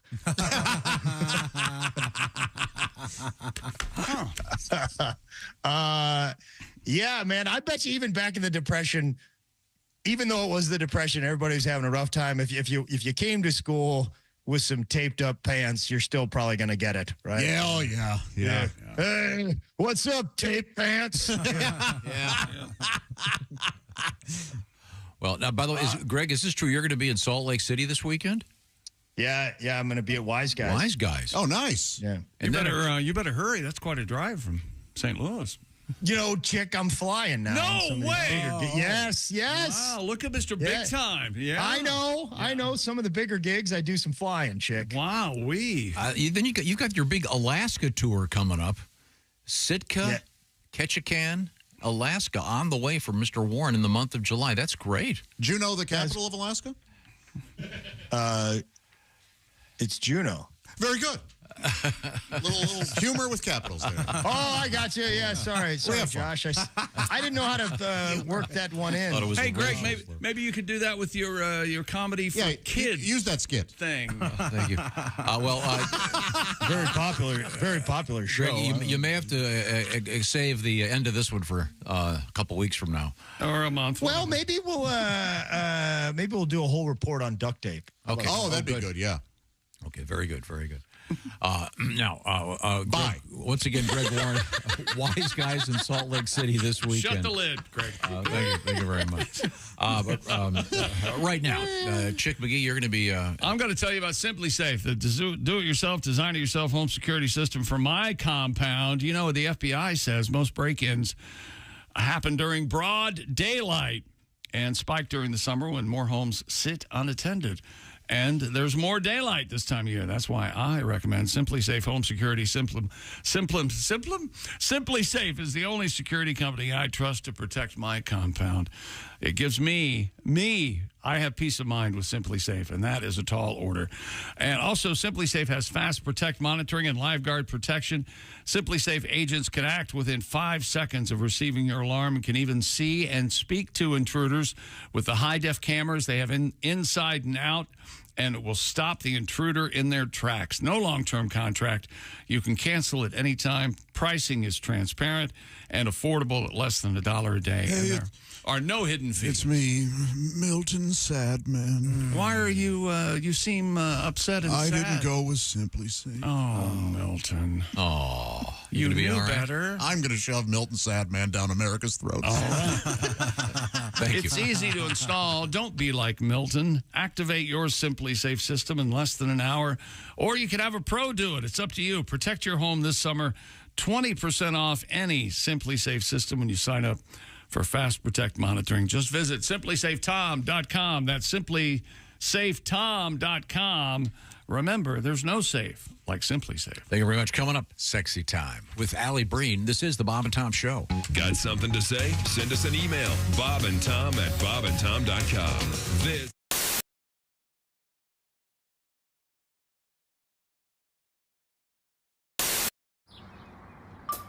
Is that Chick McGee? Why, it sure is. Chick McGee, who knows that an annuity from the folks at Silac Insurance Company means a retirement check in his mailbox every month. Chick works on perfecting his mailbox opening technique. Easy, Mr. McGee. Don't blow that elbow out. Chick isn't quite retired yet. He's just practicing for it. Because one day, Mailbox McGee will be taking his retirement the easy way. SILACINS.com. Silac Insurance Company. Welcome back to the Bob and Tom Show. We are live in the Napa Auto Parts studio. Got a little surprise coming for you here. Okay. Surprise for the... Performing cats. It's not performing cats. Is the surprise ready? I can bring them on in there. I'm holding my breath. Now, Chad Daniels, comedian, I'm not joins us in the looking yet. studio. Neither am I. Along with Chick McGee, Josh Arnold. This is Tom speaking. The lady of the house, Christy Lee. Hi, everybody. Is it the real Aruba Ray? It is not the real No, Aruba Ray. I know what it is. Is it the backwards singer? Oh, no. It's not the backwards singer.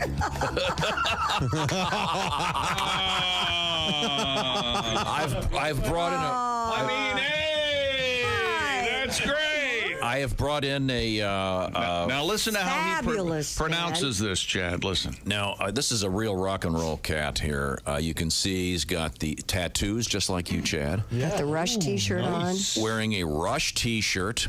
Mm-hmm. He's got a beard like he's a waiter at a hip restaurant. Kind of a, I do that on the side. Kind of a super hip looking mega goatee, nice head of hair, big stash, and he's what he's carrying in his. What do you know what that is, Chad? It looks like the gun from Mission Impossible 5 snuck into the orchestra. That's right. That is a bassoon. Bassoon. A bassoon. And I bring this up because the other day I was in a restaurant. That's not how you were pronouncing it. Bassoon. Bassoon. You were saying bassoon. Is that what you were saying? Bassoon. Okay, bassoon. Thank you. Say it again. Bassoon. Bassoon, not ba. Right. Bassoon. Okay, bassoon. Are there any famous rock songs that feature the bassoon? Was it? What is it? Wait a second. Oh my God! I'm kind of stumped. Oh, wait a second. No. All right, there are at least 5 other bassoons. There's a Smokey Robinson tune. Oh, okay. Four. That's got Tears of a Clown. Tears of a Clown. We have just had. We have just right at the beginning. Tears of a Clown. Yeah. Yeah. We've just had 4 other bassoon artists enter the room. Is a bassoon player referred to as a bassoonist? Bassoonist. Wow. So there are now 5 bassoonists here.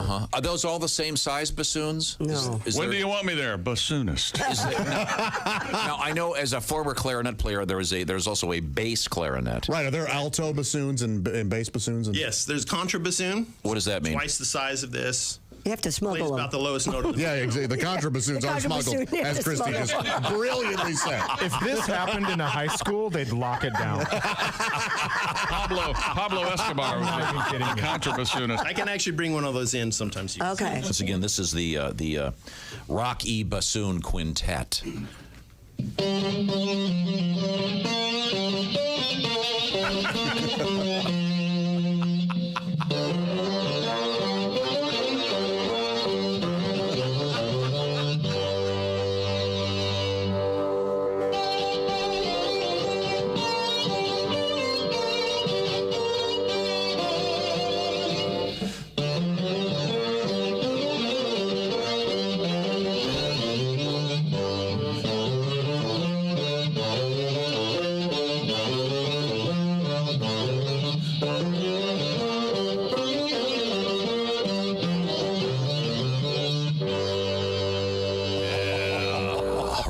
Rocky bassoon. Oh, there's more.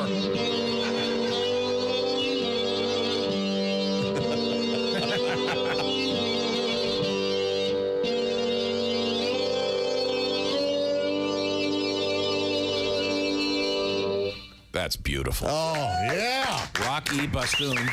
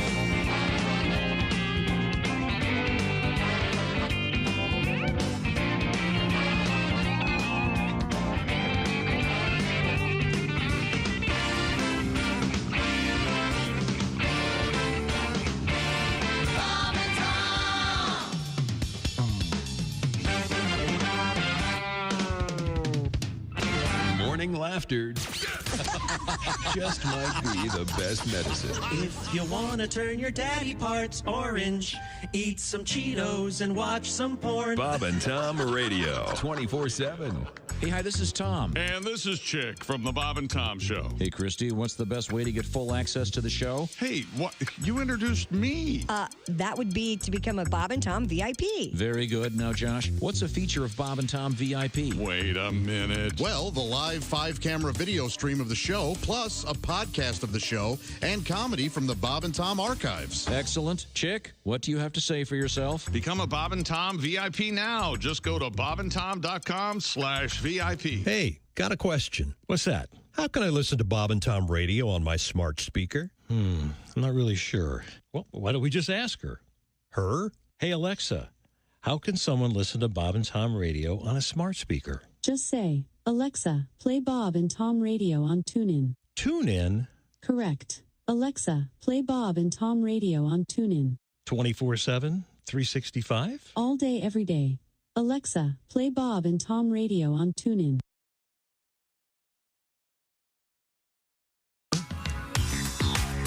Welcome back to the Bob and Tom Show. Hello, hello, hello. At the Silac News Desk, it's Jess Hooker. Hello. I'm Chick. Hello, Tom. How are you? Good. Good. We're just discussing adhesive tape. Yes, we are. With comedian Greg Warren. Sticky. And Greg got us talking. He has where I've been discussing adhesive tape and non-adhesive tape. I love the smell of Scotch tape. It's one of my favorite smells. All right. That's an interesting topic. Products you like the smell of? Yeah, Scotch tape is absolutely one of them. I would buy a candle that smells like Scotch tape. Is that right? No. Are you one of those people that enjoy the smell of gasoline? I am.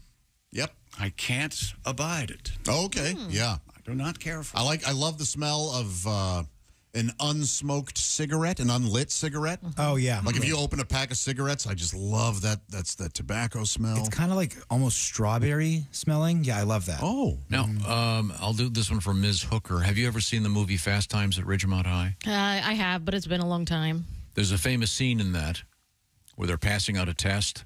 Mm-hmm. And if you're of a certain age, it makes no sense. Okay. They're passing out, and all the students take the paper and hold it up to their nose and go. They're smelling. Do you know what a mimeograph machine is? No, but I think I know. Right. It was a pre sort of easy printing. It was done. Yeah. Was it like on a reel or a ream? Yep. Yes, and it had the perforated the ink sides. had a very specific smell. I remember that. Yeah. Yeah, I like that smell. We didn't have that. Did you? I mean, we never did. used it. Yeah. But it was there still. Why? What just happened? I don't know, but I liked it. What is hip? No. One of you effed up, and it was completely annoying. I love the song "What Is Hip." Completely annoying. Don't spin this. You shouldn't be allowed on the radio. There's absolutely I'm no just doubt mad about because it scared me. There's absolutely no doubt. I must have bumped something. It's all right. Oh, a little soft sell for that ass. Did I do this again? No, that's me. Oh, okay, sorry. Poor Tom. Sorry. No, I love the smell of books. Yeah. New books. Not old books. Not old musky No? books, but I mean that has its place. But I Yeah. like the smell. That's why I won't get a Kindle until a Kindle has the thing like where an you can hit a button and it goes olfactory. Yeah. and you get that. I don't have a Kindle either, and I won't do it. I would love one. I have a. Then you can't show off your books. I have. I don't care about that. You take one of these young ladies you meet, you take her home, and right now you've got all these shelves of books. Have a Kindle, you walk home and go, well, many books. I'm going to list the ones I've read for you. And I'm very impressive. I'm not one of those guys. I don't care about people seeing my books. Al Camus, Sartre. I read them all. Camus, please. I got a print version of.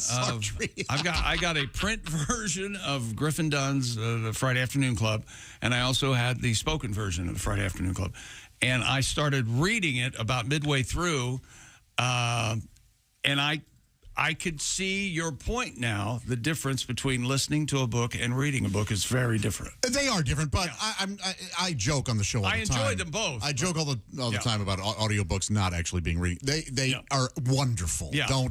Yeah. The problem with the Griffin Dunn book is when you're sobbing. But they are different. With the audio book. You don't get it on the rough, the tears on the pages. Yeah, it's a great book. Yeah, that's true. On a lighter note, we were talking about tape, and Greg Warren was talking about the origins of tape and adhesive tape, but he said something interesting to John, who writes, everything in Greg's report about the auto body repair shop is still used today. We use butcher paper to mask off cars, and I'm holding a roll of 3M painter's tape right now. Nice. One of my favorite Warren reports. I love you all.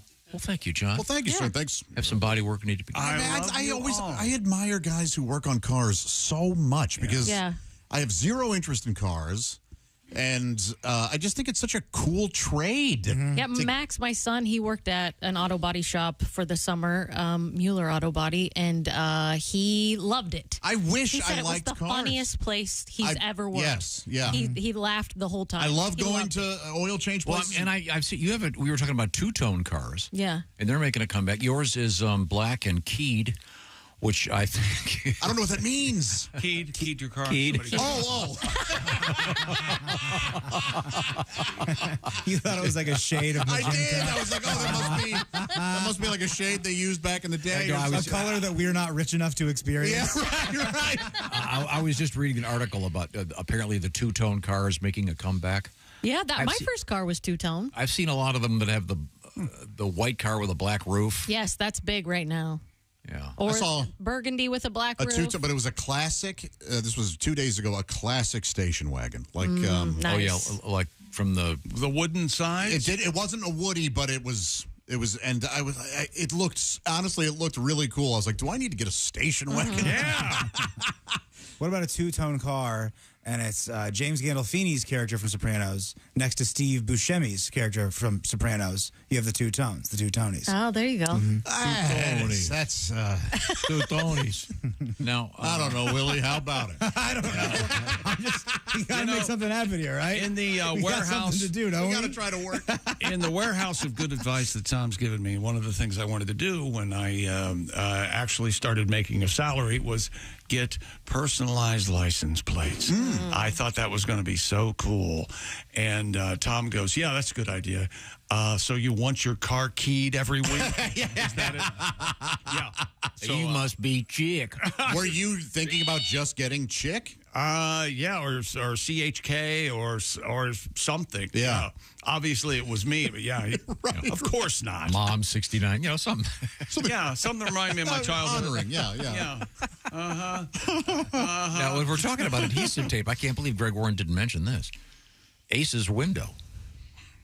Oh. The passenger rear window in Ace's car has been held together by adhesive tape for almost a year now. We've got that anniversary coming up. 50 weeks. That's a pretty good advertisement for whatever. What tape did you use? Yeah, just black masking tape. And how often Just have you masking replaced it? tape? Every couple months. Okay. Oh, okay, all right. That's duct tape, isn't it? Masking tape would fly off. I would Oh, think. yeah, duct tape. Yeah. Oh, okay, it's duct tape. Yeah. Wasn't there a comedian who just did tape and he was tape something? Really? Was he like Tape Man? And he played here at the theater downtown before. And he had tape? Oh, he was duct tape. Anything can fix duct tape? Duct tape I can don't think fix he even anything? spoke. He was just tape. Oh, there's a guy who he has tape over his face. Yeah. He has eyeshadow. He's a clown. He did America's Got Talent. Yeah. Oh, okay. But he got a show in Vegas and stuff. Does he do magic? I have no idea what he does. Honestly, the tape is one thing. The eyeshadow is too weird for me. Bad boy comedians, what are we doing? I see. I feel like I'm in the middle of a fever dream. I want to wake up. What's going on? I don't. Does he has tape over his mouth? Well, no wonder we didn't have him on. He doesn't speak. Yeah. Selling out theaters, though. Okay. No, hey, we'll have to find out who he is. Thank you. Find our audience. Get to the bottom of this. All right, a sexy time on the way. This is the Bob and Tom Show. Thanks for listening to the Bob and Tom Show this morning.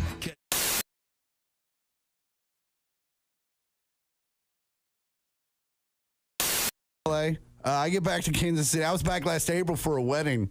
And for a bunch of weird experiences, I become friends with Justin Verlander. He's a pitcher for the Houston Astros. Yeah. At the time, he was pitching for the Tigers. They were in town playing the Royals, but they had a night off, so he and I went out and had a couple of drinks. And while we're out, he sees a young lady. He says, I think I know her. I think she's an actress. I think me and my wife hung out with her. I said, hey, man, we're in Kansas City. There's no way that chick's an actress. She probably works at Cheesecake Factory or something. And he said, no, watch this. He calls the waiter over. He goes, who's that chick? And he goes, well, I don't know who the chick is, but everyone at that table's Mumford and Sons. They're here playing the arena tomorrow night, and they're here having dinner. Oh, so maybe it was Carrie Mulligan. Might have been. I don't know who it was. But he sends them a bottle on us, he says, which meant him. Him, yeah. Because I'm not. Listen, if you're worth hundreds of millions of dollars and we're hanging out, you're buying. Yeah, sure. All right? Sorry, dude. You fly private, you're buying drinks. That is a good rule. I think it's fair. Yeah. You know, he buys drinks. It doesn't even show up on his register. I buy drinks. I can't buy shoes next month. So he sends them a bottle. They come over. Turns out it's not Mumford and Sons. It's just and Sons. Oh. Mumford wasn't there. I don't know where he was. I assume he was back at the hotel writing a song that at some point goes, So, and Sons come over, start talking to the Detroit Tigers. I'm not really involved, so I kind of tune it all out. When I come back into focus, and Sons are kind of talking smack to the Detroit Tigers about beer pong. They're like, hey, we'll whoop your butt in some beer pong. And the Detroit Tigers are like, we get paid very handsomely to put balls places. Right. Bring it. So I said, hey, fellas, my parents live about 8 minutes from here. Oh, boy. We could settle this. And I said that because I know both and Sons and the Detroit Tigers have an entire floor to do whatever they want. So there's no reason to come to my parents' house. It was complete fake hospitality. Right. Until they all turned around and looked at me and said, hell yeah, let's go to your parents' house and play beer pong. And I went, oh, crap. Because it is now 2 o'clock on a Sunday night. Technically Monday morning. Yes. My parents are not gypsies. All right, they have real jobs that start in like 5 hours. Yes. But I also can't look at all these dudes and be like, you guys, my parents. So I just said, whatever, we're going to roll the dice, see what happens. Sure. So we get there. First off, as we're leaving, my sister texts me. She says, hey, I'm out and about. If you get home before I do, will you walk my dog? I said, hey, unless you're out and about with the Dave Matthews Band, you better get your butt home because it's about to go down at Ma and Pa's house. So we get back to my parents' house, start throwing beer pong, and stuff got weird. Like weirder than I've already described. Like my sister, who is 30, ended up in her prom dress. I don't know. I don't know how that happened. God bless her for still being able to fit in it, but also the hell, right? So we, at one point in the evening, I go outside to partake in some illegal activities. And I'm assuming the pot, not the pot, not murder. Okay. No. Well, we were going to see where it went. Sure. And so and Sons come with me. But as it was the middle of the baseball season, the Detroit Tigers could not partake. Right. Sure. So they had to pretend like it was the playoffs and watch. And thank you. So, read an almanac. So we came back in from smoking, and my dad's downstairs, and he's upset. He's like, what's going on down here? And I said, well, this is half the Detroit Tigers bullpen. And this is and Sons from Mumford and Sons. And we're playing beer pong. And it was in that moment that I realized my father was no longer sure if he was actually awake. Because you got to look at it from his point of view. He walks downstairs. It's the middle of the night. He sees a bunch of weird dudes that he kind of recognizes. And my sister's in her prom dress. Like, things are weird. Yeah. And he's just confused. He's just like, is that Justin Verlander? And I said, yes, sir, it is. He goes, I don't know what's happening right now. And he walked upstairs. That was the last we saw of him. Wow. He didn't say, is Kate here? No, he was just like, what? And the whole next day I'm freaking out because my parents do a lot for me. I don't even be making them upset over some stupid. Sure. Right. So when Dad gets home, I'm completely ready to take him out to dinner, buy him some drinks. And he walks in like he's had the greatest day of his life. And I say, what happened to you? And he's like, well, I woke up this morning and I hated you. I cursed your name all the way to work. But then I got to work and everyone started asking me why I looked so tired and exhausted. So I started complaining about my son bringing home the Detroit Tigers and Mumford and Sons and playing beer pong all night. And now I'm the coolest dude in the office. Hey, hi, it's Tom from the Bob and Tom Show. Miss some of the show? Become a Bob and Tom VIP and subscribe to the audio and video podcasts. The Bob and Tom Show, on air, on app, and on demand.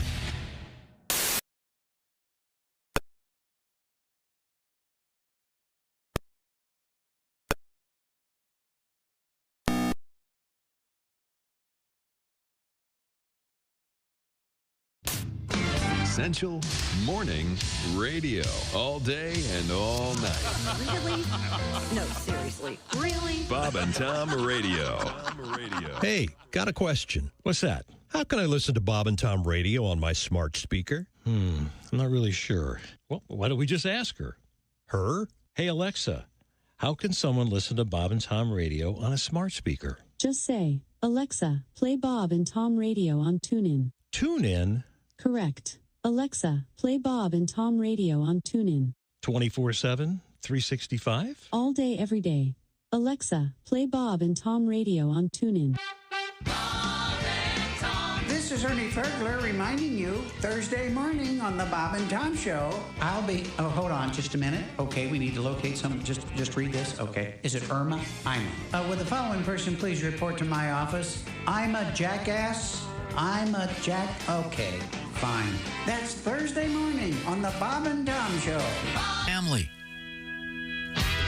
Welcome back to the Bob and Tom Show.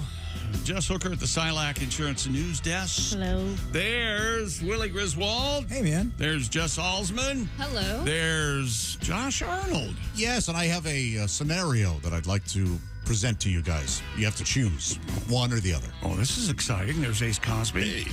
I'm Chick McGee. Josh has a scenario. Tom, do we have time for this? Do you have a scenariola? I do have 2 scenariolas. Is that right? From now on, in your life, when you have to make a major transaction in a bathroom, one of 2 things has to occur, and you have to choose which one you're most comfortable with. Taking off your pants?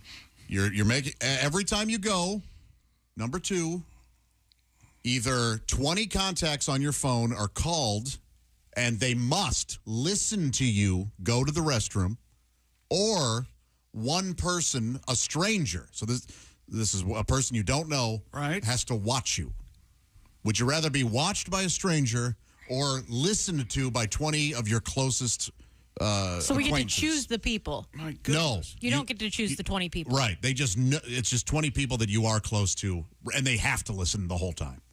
Goodness gracious. Would you rather be watched by a stranger or first listen? of all, so this is going to be an appointment? No, it happens. No matter what those 20 people are doing during their day. They have to drop what they're doing? Their phone rings, and they have to drop what they're doing and listen to you take a crap. I'm going to go with the listening, not the watching. No, what did you... But it's random, though. It's like my old best friend and my college advisor and a guy I went to camp with. Right, and your mom. Like it can be a mix of... like your heart surgeon? Right. Sorry to pull you away, doctor. I know you were saving someone's life, but... Will I ever see the stranger again? No. No. Yeah, stranger. All right.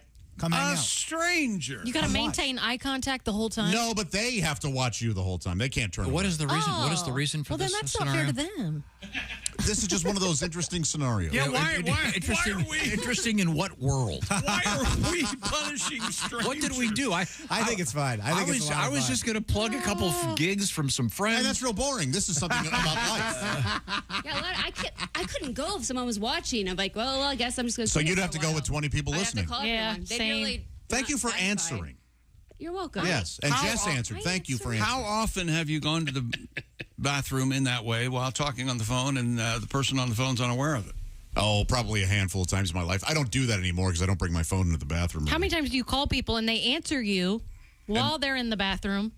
And they just keep doing what they're doing. More than I'd appreciate. Yeah, I love it. I'm like, Yes. I know where you are right now. Exactly. He does it every time. If my phone rings, Every time. I'll answer it. All right. No matter where I am or... I can hear his Game Boy still on the background, Tetris music, all of it. Really, what did you decide?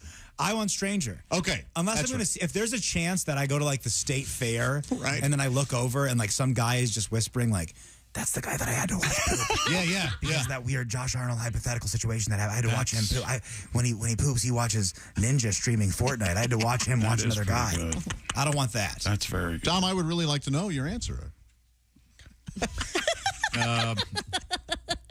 having given it a minimal amount of thought, I'll go with stranger. Thank you. I don't want to bother people with my bodily problems. This is, I'd like to just make a quick note here. That is the angriest and quietest I've ever seen. Oh, he's not. Oh, really? So congratulations. No, I was just trying to plug a couple things here. Well, go ahead. Pat Godwin will be... McCurdy's. Yeah, I know. He'll be at McCurdy's in Sarasota, Florida. Go see him coming up Thursday, Friday, Saturday, and Sunday show added, ladies and gentlemen. Sunday show. Wow. Sunday. Let's see. Mike Armstrong's open bar special. If it'll make you happy, it drops today.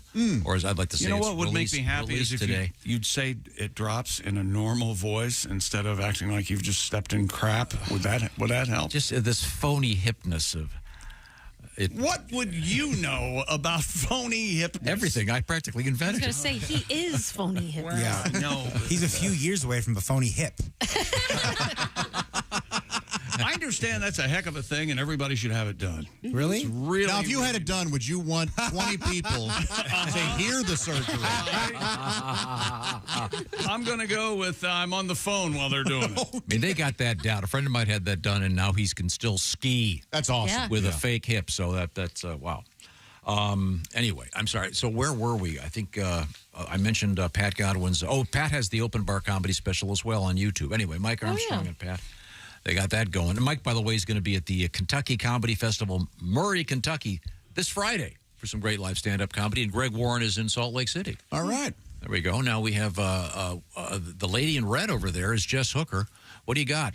Pennsylvania authorities say a group of so-called beef bandits made off with 400 cases of meat from a cargo truck. Okay, we've got it. Let's go, boys. Doesn't that sound like something an old guy would say? Oh, geez, look at this beef. That does sound. Look at the size of her. She's a real beef bandit. Look at that. Unless you got kicked out of the Beef Cadets.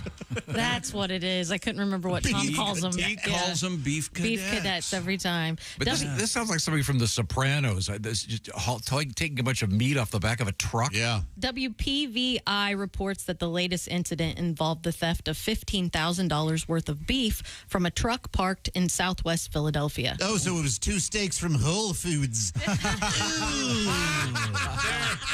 proud. So they better get a truck full of cheese to make those Philly cheesesteaks. Yeah, a beef bandit was Andy Dick's profile name on Grindr. Okay. Police believe the suspects are part of a crime ring responsible for similar robberies dating back to last year. They're going to catch them doing a stakeout. Oh, well, that should be. Officials said they're going to beef up security. What are they going to do when they have the suspects in the interrogation room? They're going to grill them. There we go. Jackpot. Officials said that there have been 11 thefts or attempted thefts from trucks in the past 3 weeks alone. Huh. Jeez. Yeah. Get that meat. Get the meat. We're going to go steal some meat. When it's this hot, presumably the meat's all frozen, all right? I would think. Yeah, yes, that's true. So they gotta get it moved quickly. Do you guys still have a guy stop by randomly and want to sell you meat out of the back of his truck? Or is that No, just and my you need to neighborhood? move. Now, is this legit, or is this just some random? I don't. Well, here's the thing. There are legit services that do that. Yeah, right. I love Schwann's. They're my favorite. I love them. That's not what this was. But every time somebody comes to my door and says, "Hey, I'm selling," I always say, "Oh, I work for." So the guy last week comes and he was like, "I've got T-bones and I've got this and I've got that," and I was like, "I work at the meat store. I don't need any meat." The meat store. That's what I said. I didn't even Good say ad-lib. butcher. Yeah. My butcher shop there. I'm president of the meat store. But even if it's a roof, I'm like, "Oh, I'm a roofer. It's okay. Don't worry about it." I just get them to leave. You know the famous story? The former custodian here was a very nice man. Yeah. And he came in one day and he had purchased a TV from a guy out of his trunk. Yeah. And he got home, opened up the TV, and it was full of cinder blocks. Oh. Remember this story? Oh, sure. That's a bummer. Well, yeah. Did you buy him a TV? No. No? Okay. Because that You fired him for being stupid? Such a dumb move. Yeah. Live with that for a while. No, you bought him a TV. Stop it. Maybe eventually. But the point is, be careful who's... Yes. Have you ever bought the meat? I did one time. Yeah, when that's why he's coming back, Jess. But this was years ago when we were in college, and maybe we were drunk, and the guy showed up there, and it's not the same guy. But I don't know where I live. I don't know how these people keep ending up in my neighborhood. Sounds like you're by a hot dog stand. I Like, know, yeah, I would right? like that meat. Yeah. How was the meat?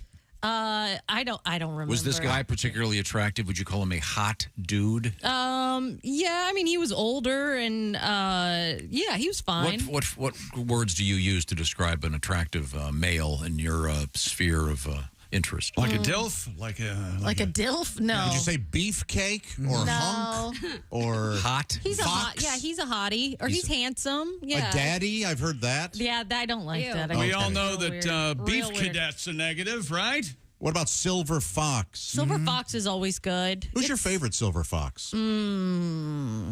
Ooh, that's a good question. Who was the guy in the Bachelorette, whatever it was called, the new one, or the Bachelor, the old dude? That guy was weird. Oh. I would never choose him. Art, Plus, he was Art full of. Farkelson. Yeah, he was full of it. And they're already divorced, right? They're already divorced, and like he kind of painted a picture that wasn't true of his lifestyle. It was real weird. You mean reality TV is fake? I know. I was Oh, my really God. disappointed. Isn't this the second time that someone said they were a millionaire and they turned out they weren't a millionaire? Remember that Rick Rockwell? Yeah. Well, the first He's time. the original, right? Yeah, right. Yeah, the first time apparently, but they were basing it on I think what he claimed his condo was worth, or something. What was her name? Dina? Oh no, Dana Bitchworth.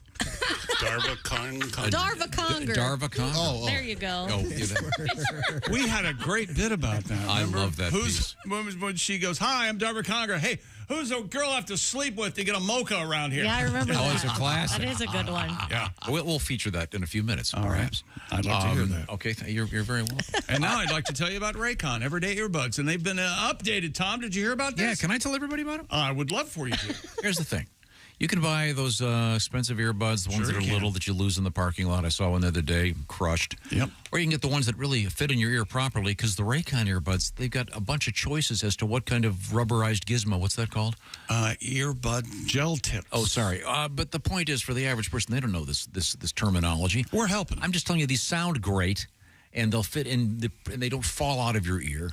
They've got a bunch of new technical stuff. They've just upgraded the whole system. They sure did. And these are half the price of those super expensive ones, and if you're traveling this summer, they're great because they've got the thing that'll shut out the sound on the outside. You can read the technical stuff now. I will, for instance, you. Active noise cancellation, ergonomic design with the brand new gel tips, multi-point connectivity, pair 2 devices at once, plus quick charge function, weatherproof and sweat resistant, and swell new colors like blush violet, forest green, royal blue, classic black, and don't forget, don't sleep on the 30-day happiness guarantee.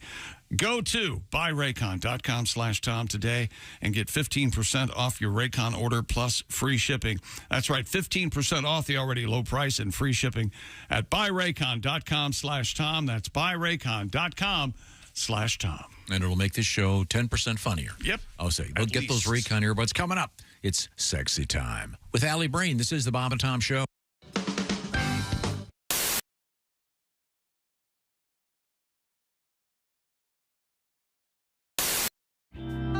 Now, your kids are, 11 is your son, right? Yes, correct. How old's your daughter? 6. 6. Okay, great.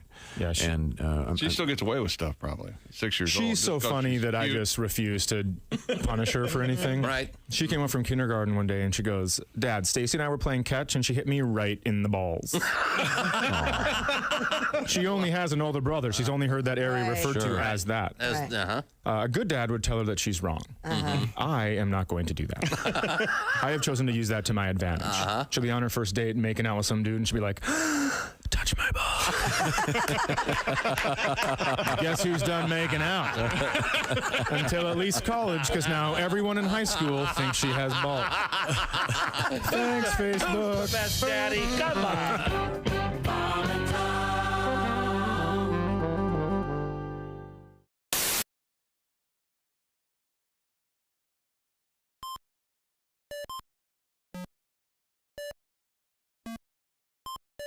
Hey, did you enjoy those videos played in that break? Check out the Bob and Tom YouTube playlist for more great stuff.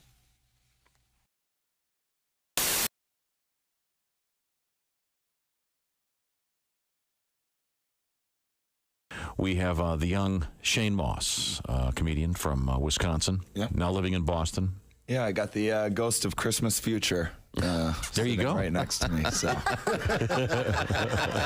It's not too late, is it? I can still change. You can.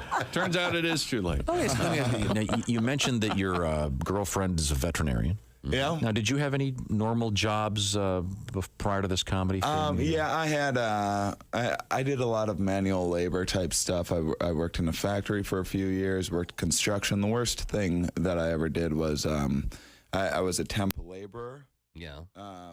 Which was just an awful job, and there's like no health insurance or anything with it. There's just workman's compensation. So anytime I need to seek medical attention, need to be a work-related thing. You know, I'd have to call up my boss. I'd be like, yeah, I don't know, I better go and see a doctor. It's just yesterday, I think I was just picking up a little bit too much weight, and I think I might have gotten herpes. Yeah, I better have that checked. Yeah. Wow. It's insane all the things you have to worry about. Like I remember when I was in grade school, you know, I'm not that old, but just 20 years ago in grade school, the biggest concern was don't share hats, you might get lice. Oh. And they're much more serious now. They're like, don't share needles, you might get AIDS. Yeah. Well, at least you can share hats again. Who cares about lice? Yeah. How true. I see. Shane Moss is our guest. We've talked about the fact that you drive all over the place. Yeah. But let me ask you this. This is one of my favorite topics. Kind of an inside showbiz thing, but every once in a while you get what's termed a hell gig. Yeah. Maybe you're on stage and you're in a small club or a bar and they've got a TV on over here. There's a pool game going on. People aren't paying attention. Do you have any great hell gig stories? Well, I have a few, and Let's hear it. I'll tell one anyway, and then if we have time for more, that's cool. I'll combine cars and a hell gig. How's that? I was in Detroit recently, and this actually wasn't a hell gig at all. It's just kind of my fault. I made a little mistake. Detroit's kind of a little bit dangerous. It's actually ranked the most dangerous big city in the country. And if you remind them of that, they will kill you. Or try, yeah. And I let it slip on stage that I drive a Hyundai.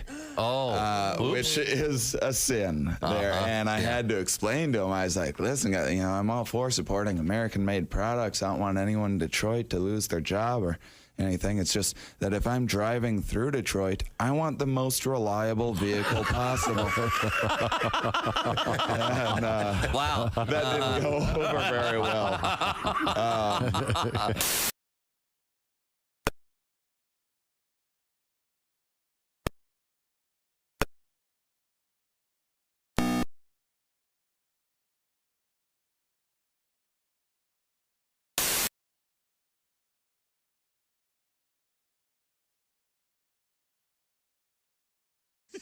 You just ruined it. Hey, Chick, you've heard about this thing called an annuity? Sure. Do you know what they are? Not sure. Actually unsure. Well, Mr. Unsure, annuities ensure that you'll still have income even after you retire. Kind of like getting a paycheck for not really working. I like that deal. Oh, yeah, that's obvious. Hey! So, to get started, here's the name you need to know. Silac Insurance Company. Silac? Yep, Silac, S-I-L-A-C. Living longer requires more than just Social Security. Agreed, but I'm still unsure. Hey, Silac's annuities help protect the unsure against financial risk to their retirement savings. Down market? No problem. An unexpected health issue? Not an issue. Your annuity is flexible because life isn't predictable. Silac, huh? Fly-by-nighters? Nope. The company actually opened during the Great Depression. Back then, they were on a mission to help people when people really needed the help. So signing up going to be complicated? Silac makes getting an annuity clean, simple, and transparent. Move on from unsure to insure. Silac. Get started now at SILACINS.com. Performance varies. Past performance not indicative of future. Soon. Welcome back to the Bob and Tom Show. It's that point in the week where we leave all hope behind and say, let us help with your love situation. Ah, yes. Yes. And we'd like to dedicate today's show to Dr. Ruth, the famous Horny old gal? Sexpert. Yeah. Yep. Oddly enough, no one. Rest in peace. A clear-thinking person would ever want to have sex with her.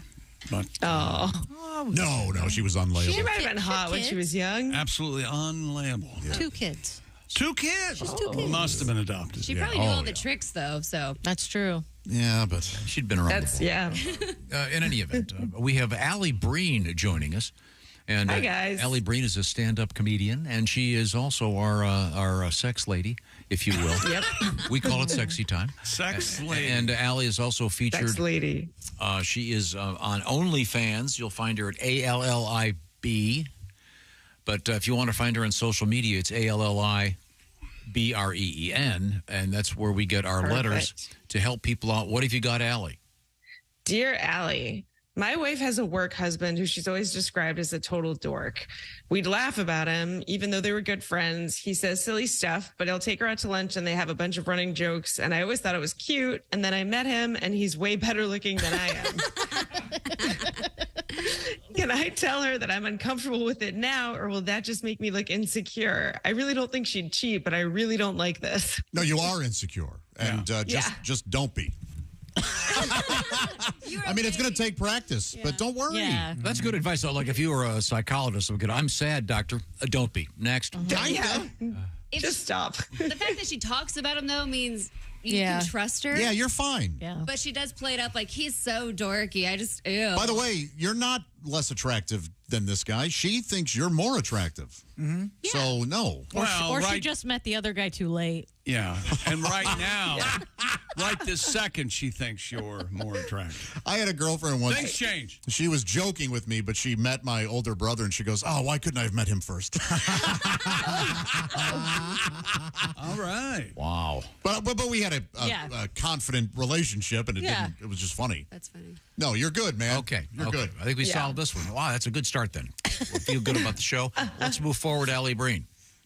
Dear Alli, I've been dating 2 different girls and I really like them both. One of them gave me an ultimatum about being exclusive and I agreed, but I still haven't broken up with the other woman. Attaboy. I want to keep it going as long as I can. Damn and right. if I get caught, just say maybe I don't believe in monogamy and let the chips fall where they may.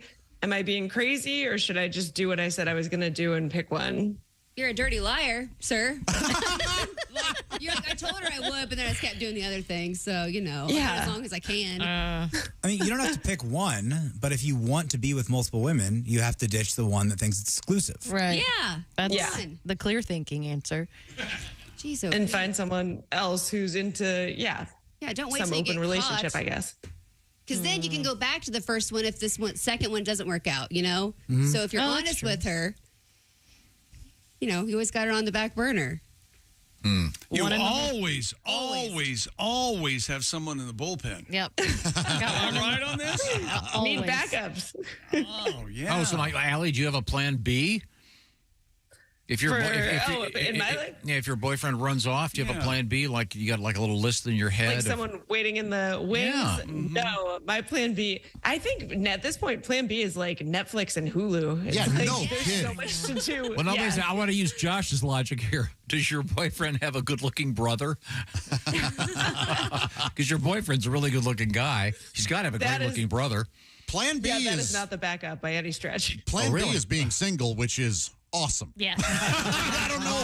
I'd never have anybody in the bullpen. With the with all the options you have being at home, why would you? What's worse is going to happen if she breaks up with me? I'm free. Yeah. I can do what I want this afternoon. Oh no, it's a Saturday with nothing to do. Yeah, my God. Oh dear God. I could get a dog, and the dog could be just as loving. Yeah. Like, there's so many options. I see. That's a little snapshot to Alli and what she thinks of people. You can see that. You can see that on her OnlyFans page for $300. Okay, let's move on, Alli. What else you got? Dear Alli, and this is a long one. I can't complete, and I never have been able to, not on my own with stimulation, visually or manually, and especially not during sex. I'm okay with that because I don't want to have kids. but my last relationship ended partially due to this, even though I told her about it up front and she said it wasn't going to be a problem.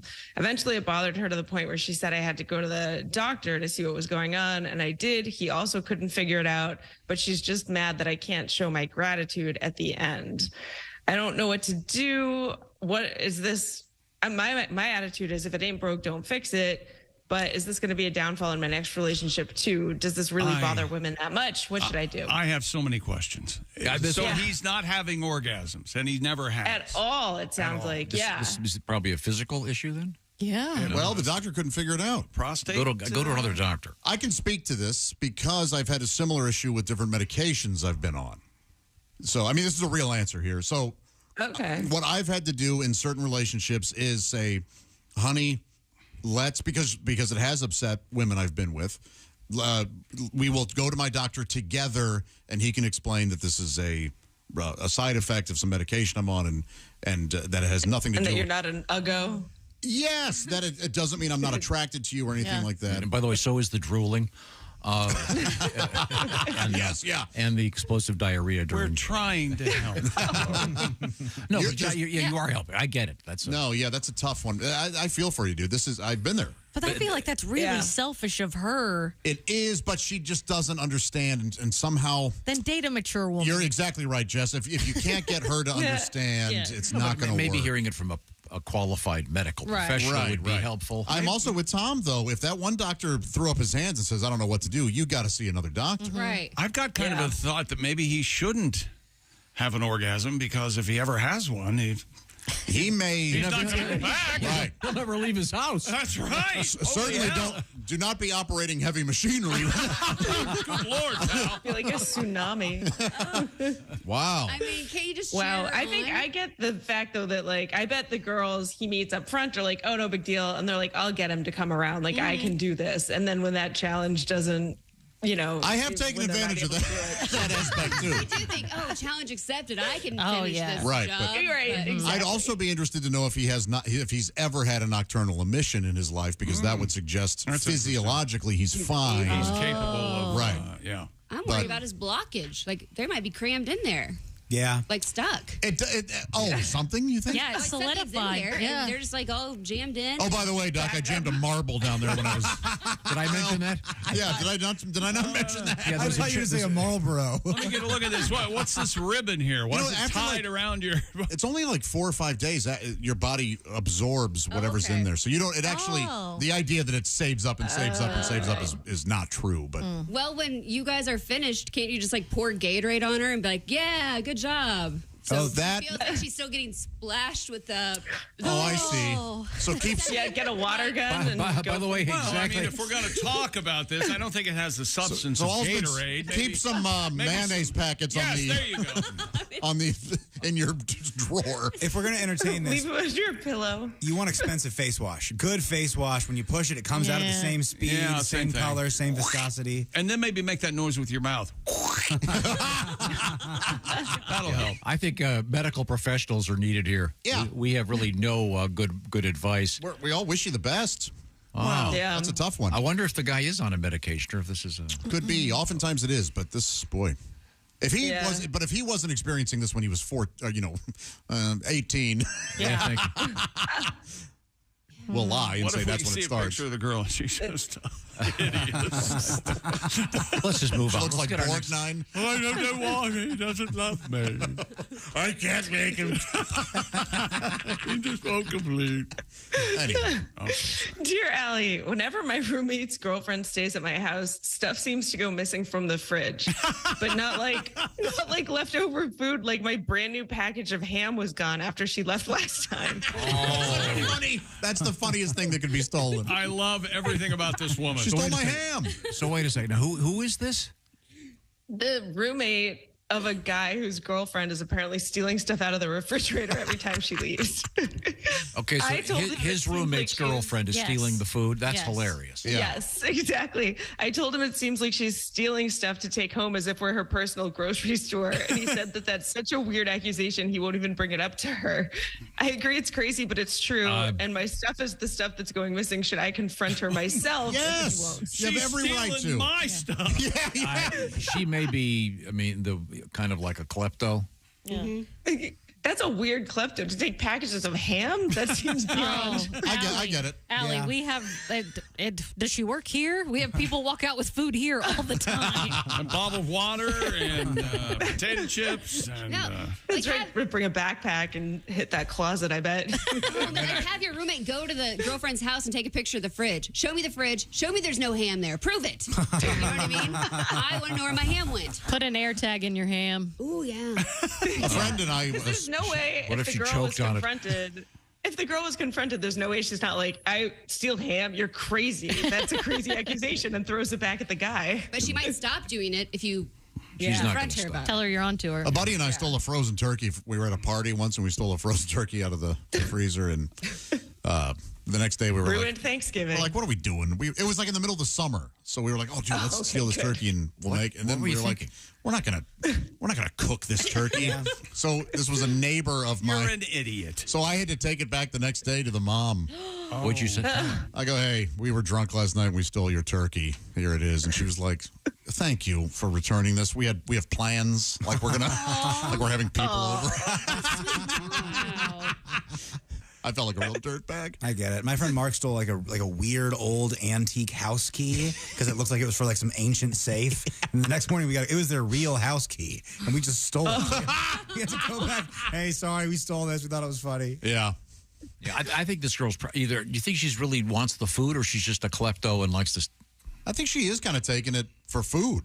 Like, not that she needs it. It's not like a Jean Valjean thing or whatever. Well, what if she doesn't have enough money to pay per food? Then make yourself a sandwich. Don't take the whole thing of ham. You know what? I'd be the first one to take a package of ham. You know? Yeah, but you just like to steal. I love to steal stuff. It's thrilling. It is thrilling. It's really exciting. What's wrong with you guys? I can't help it. I don't do it, but I'd love to. I can't think of the last thing I've stolen here.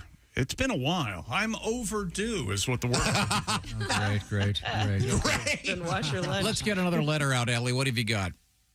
Dear Allie, my boyfriend seems distracted and used to give me all of his attention. Uh-oh. My mom told me if I want his attention back to start putting some period blood in his food when I cook for him. And he'll be right back on track. Well, let's hear her out. She's right. I looked it up and it's a real thing. Should I do this or is this too crazy? Oh, I see. Okay. So what's happening?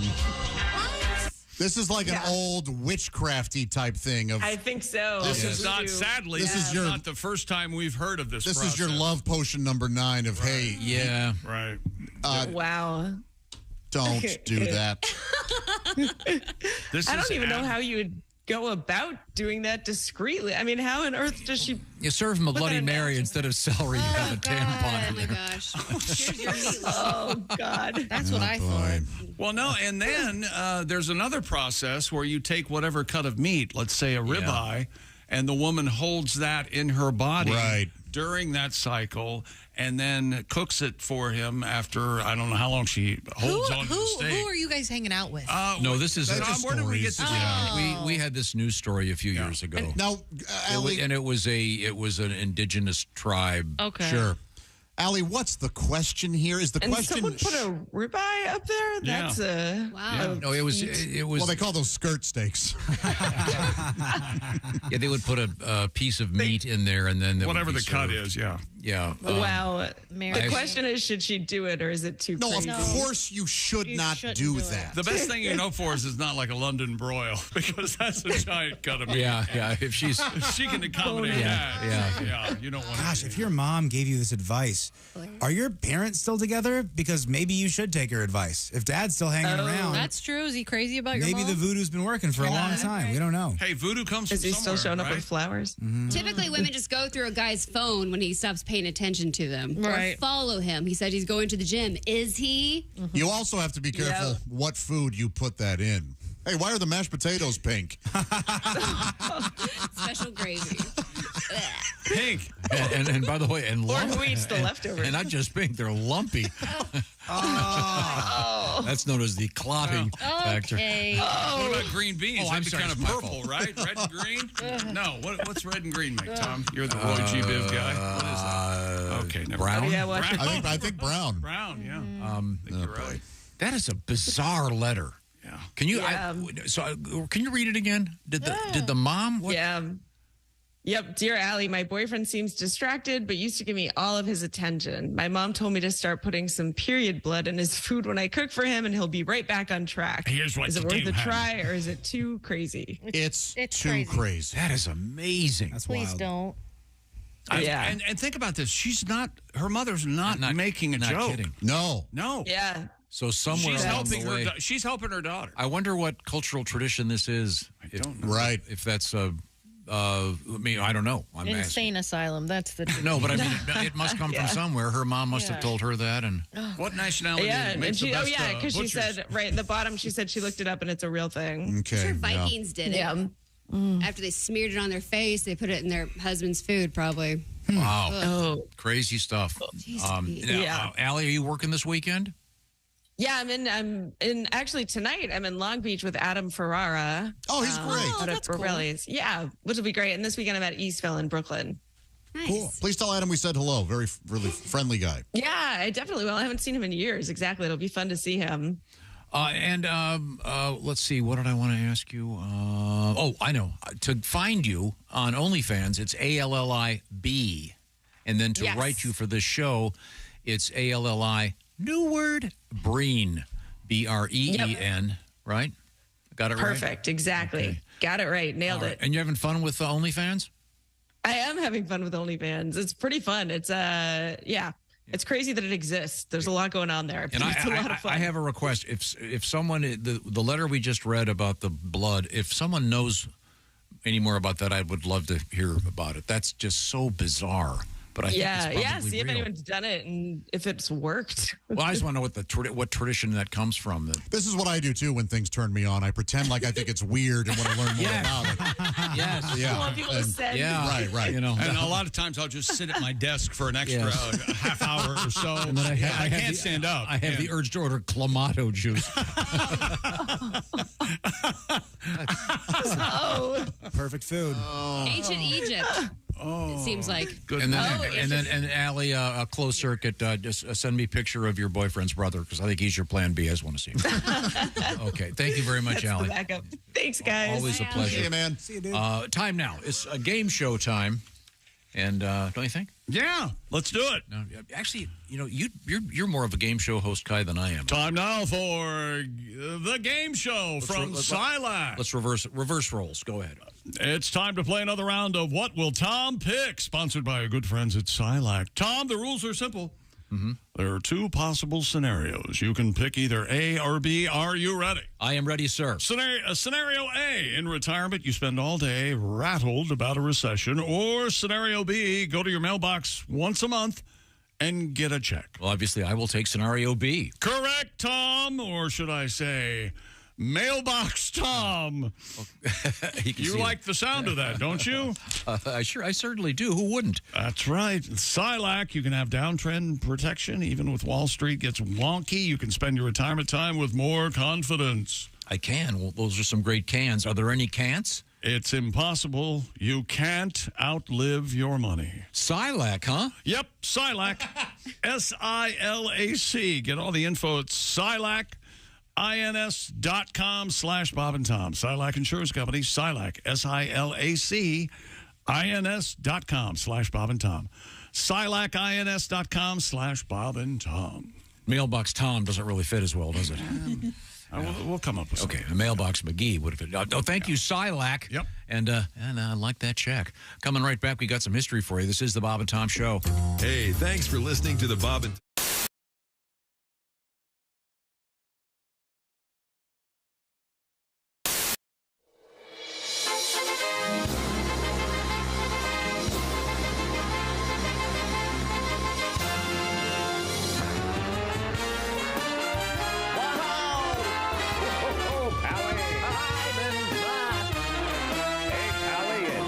back, our girls have dumped us. Whoa, baby, blow me A kiss as you're leaving. blow me. Oh, a kiss right now. 'Cause if you're gonna leave me, honey, I will surely miss the way you blow me. Blow me a kiss. Merci, madame, voila les bearded clam. Your biscuit, your beavage, I see your cooter cleavage. Your monkey, your muffin, you ain't hiding nothing. Your coochie, your flapper, you're showing off your snapper. Your camel toe, it looks alright, so baby let it show. Looks like a big taco. I see your camel toe. Menage à trois. One man, two women, ooh la la, find a friend to play. Surround my face with tea and day. You say you're straight, but you're not bi. How will you know until you try? The thought of nookie makes you sick. Just hold your nose and take a lick. I wanna be Bob. What more can I say? I would smoke and drink and play golf every day. I'd have a lady for a caddy. She could hold my balls while I play. I wanna be Bob. We wanna be Bob. Aging Richard Smoker. Aging Richard Smoker. His name is Richard, but they call him Big Dick. I'm looking for a big dick smoker.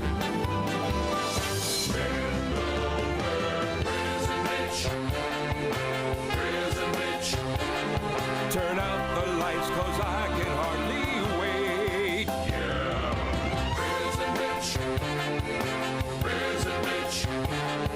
When I get out, I'm ready to go straight.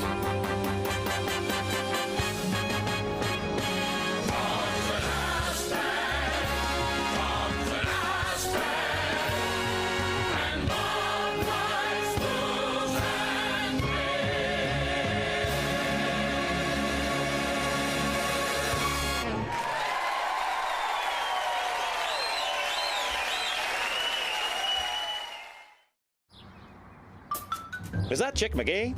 Why, it sure is.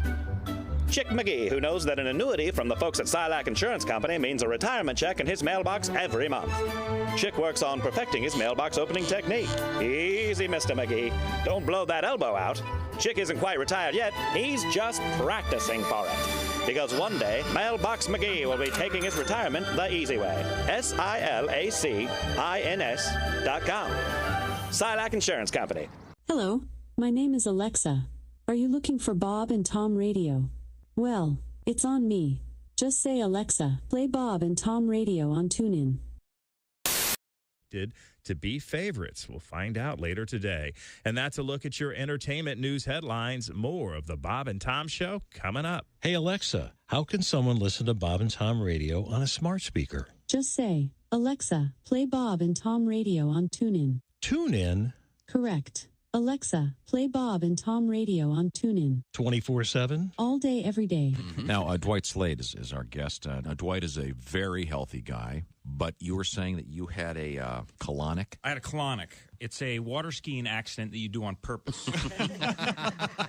This is where they fill your lower cavity with... Why don't you walk me through this? With water. Yeah. Is there an audio component to this as the revealing is taking place? Like nothing I've ever heard. Yeah, they play this. There it goes now.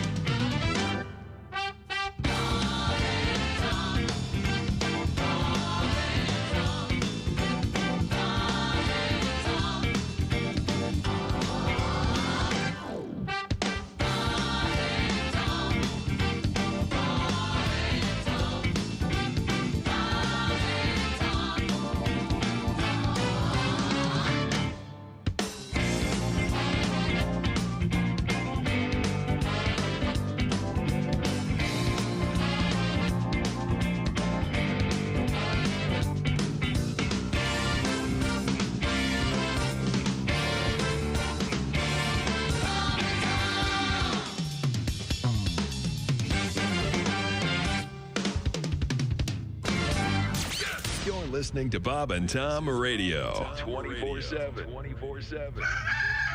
Good morning. Rise and shine. Up and at 'em. Wake up, sleepyheads. Rise and shine. Good morning. Oh, what a beautiful morning. Oh, what a beautiful...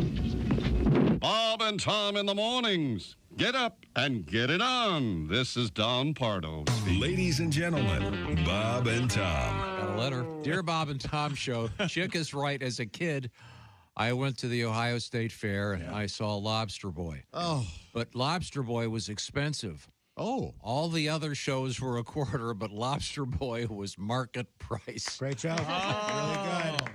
Thank you, sir. Ladies and gentlemen. Even Ace is shaking his head yes. Yeah, he agrees. Yeah. Bob and Tom in the morning and highlights all day long. The Bob and Tom Show, weekday mornings at 6 a.m. Eastern on Bob and Tom 24/7. Joke. Hey, welcome back to the Bob and Tom Show. Josh Arnold, Ace Cosby, Willie Griswold, Jessica Alsman.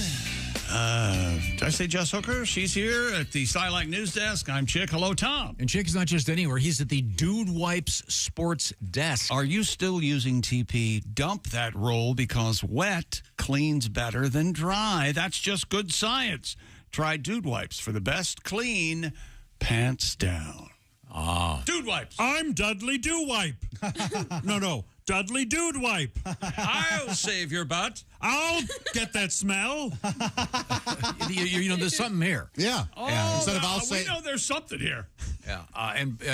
What's the commercial where the lady would go in, and I helped? Shake and bake. Mm-hmm. I believe it's Loretta Lynn in that commercial for some reason. Yeah. Because you could do the Dude Wipes, and then Ms. Hooker, you could go, and ladies can use it too. Try it. Go ahead. Dude wipes just for men. And ladies can use it too. See? Yeah. I can wipe down my hoo-ha. They can make dudette wipes. Yeah. Yeah. Dude wipes for men. And ladies. Well, speaking of dudes. And their hoo-has. Hoo-ha. Can't believe it. It's time now for a late edition of this great joke from Ace. Ace Cosby, here he is with his joke of the day. Speaking of the bathroom, Josh has been asking us about bathroom habits. I sure have. All morning long. Yeah. Did you see on the news this morning? A burglar stole all the toilets from the police station. Is that right? Cops have nothing to go on. I like that joke because I was involved. He did say your name. Okay. Oh, wait a minute. It's time for Today in History. What day is today? 17. July 9th. You know what today is? We're not through that yet.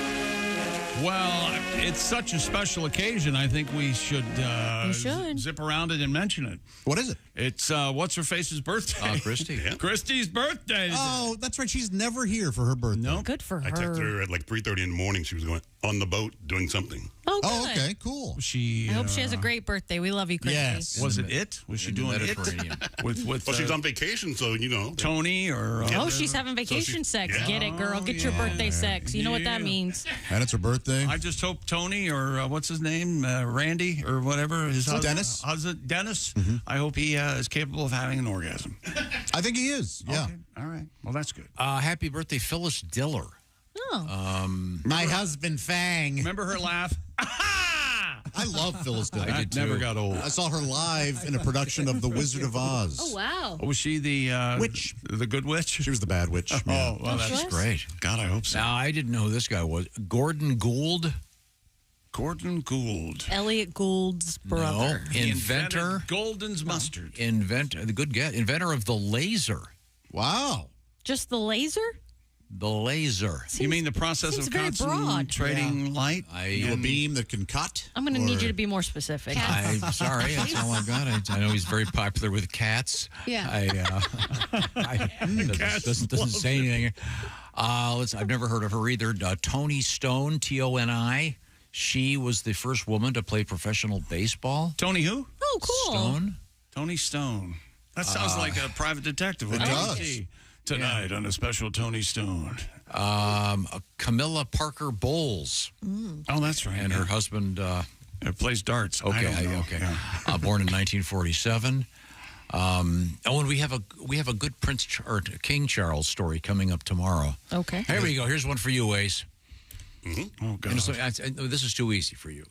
Let's see. Willie would know this. Go with Alsman. Alsey. Why would you go to Ace first? Are we going to be somehow embarrassed? Is it Kiss related? Classic rock. Is it rhythm and blues related? Right. Not Something really. Not really. 1949, happy birthday to Geezer Butler. Oh. Do you know who that is? No. Okay. I don't either. Me neither. No. You don't know, Josh? I don't know who Geezer Butler is. I think. Well, you can't Google it, chick. Put your phone down. No. Marin had him on his podcast a couple of days ago. Or last week. He's a bass player for Black Sabbath. Oh, sure. Black Sabbath I've always comes loved up again. What a great nickname. Yeah. And his name's Geezer. His name's Geezer? Geezer. I thought it was weird. I'm always bad at stuff. Bands I love, I can't always remember the names of the members. So it's always been Geezer, even when he was like 20? Yeah. Okay. Yes, and see, he was Geezer from the get-go. That's his birth name? No, I mean, that's not his government name. From the Sabs era. Okay, got it. Okay, Willie, do you know who this guy is? Famous for wearing a bathing suit on TV, and he's a huge star in Germany. Hasselhoff? David Hasselhoff. Yeah, man. Knight Rider. Was that the... Sure. Baywatch? One of the SpongeBob movies? Yeah, and here's a tough one.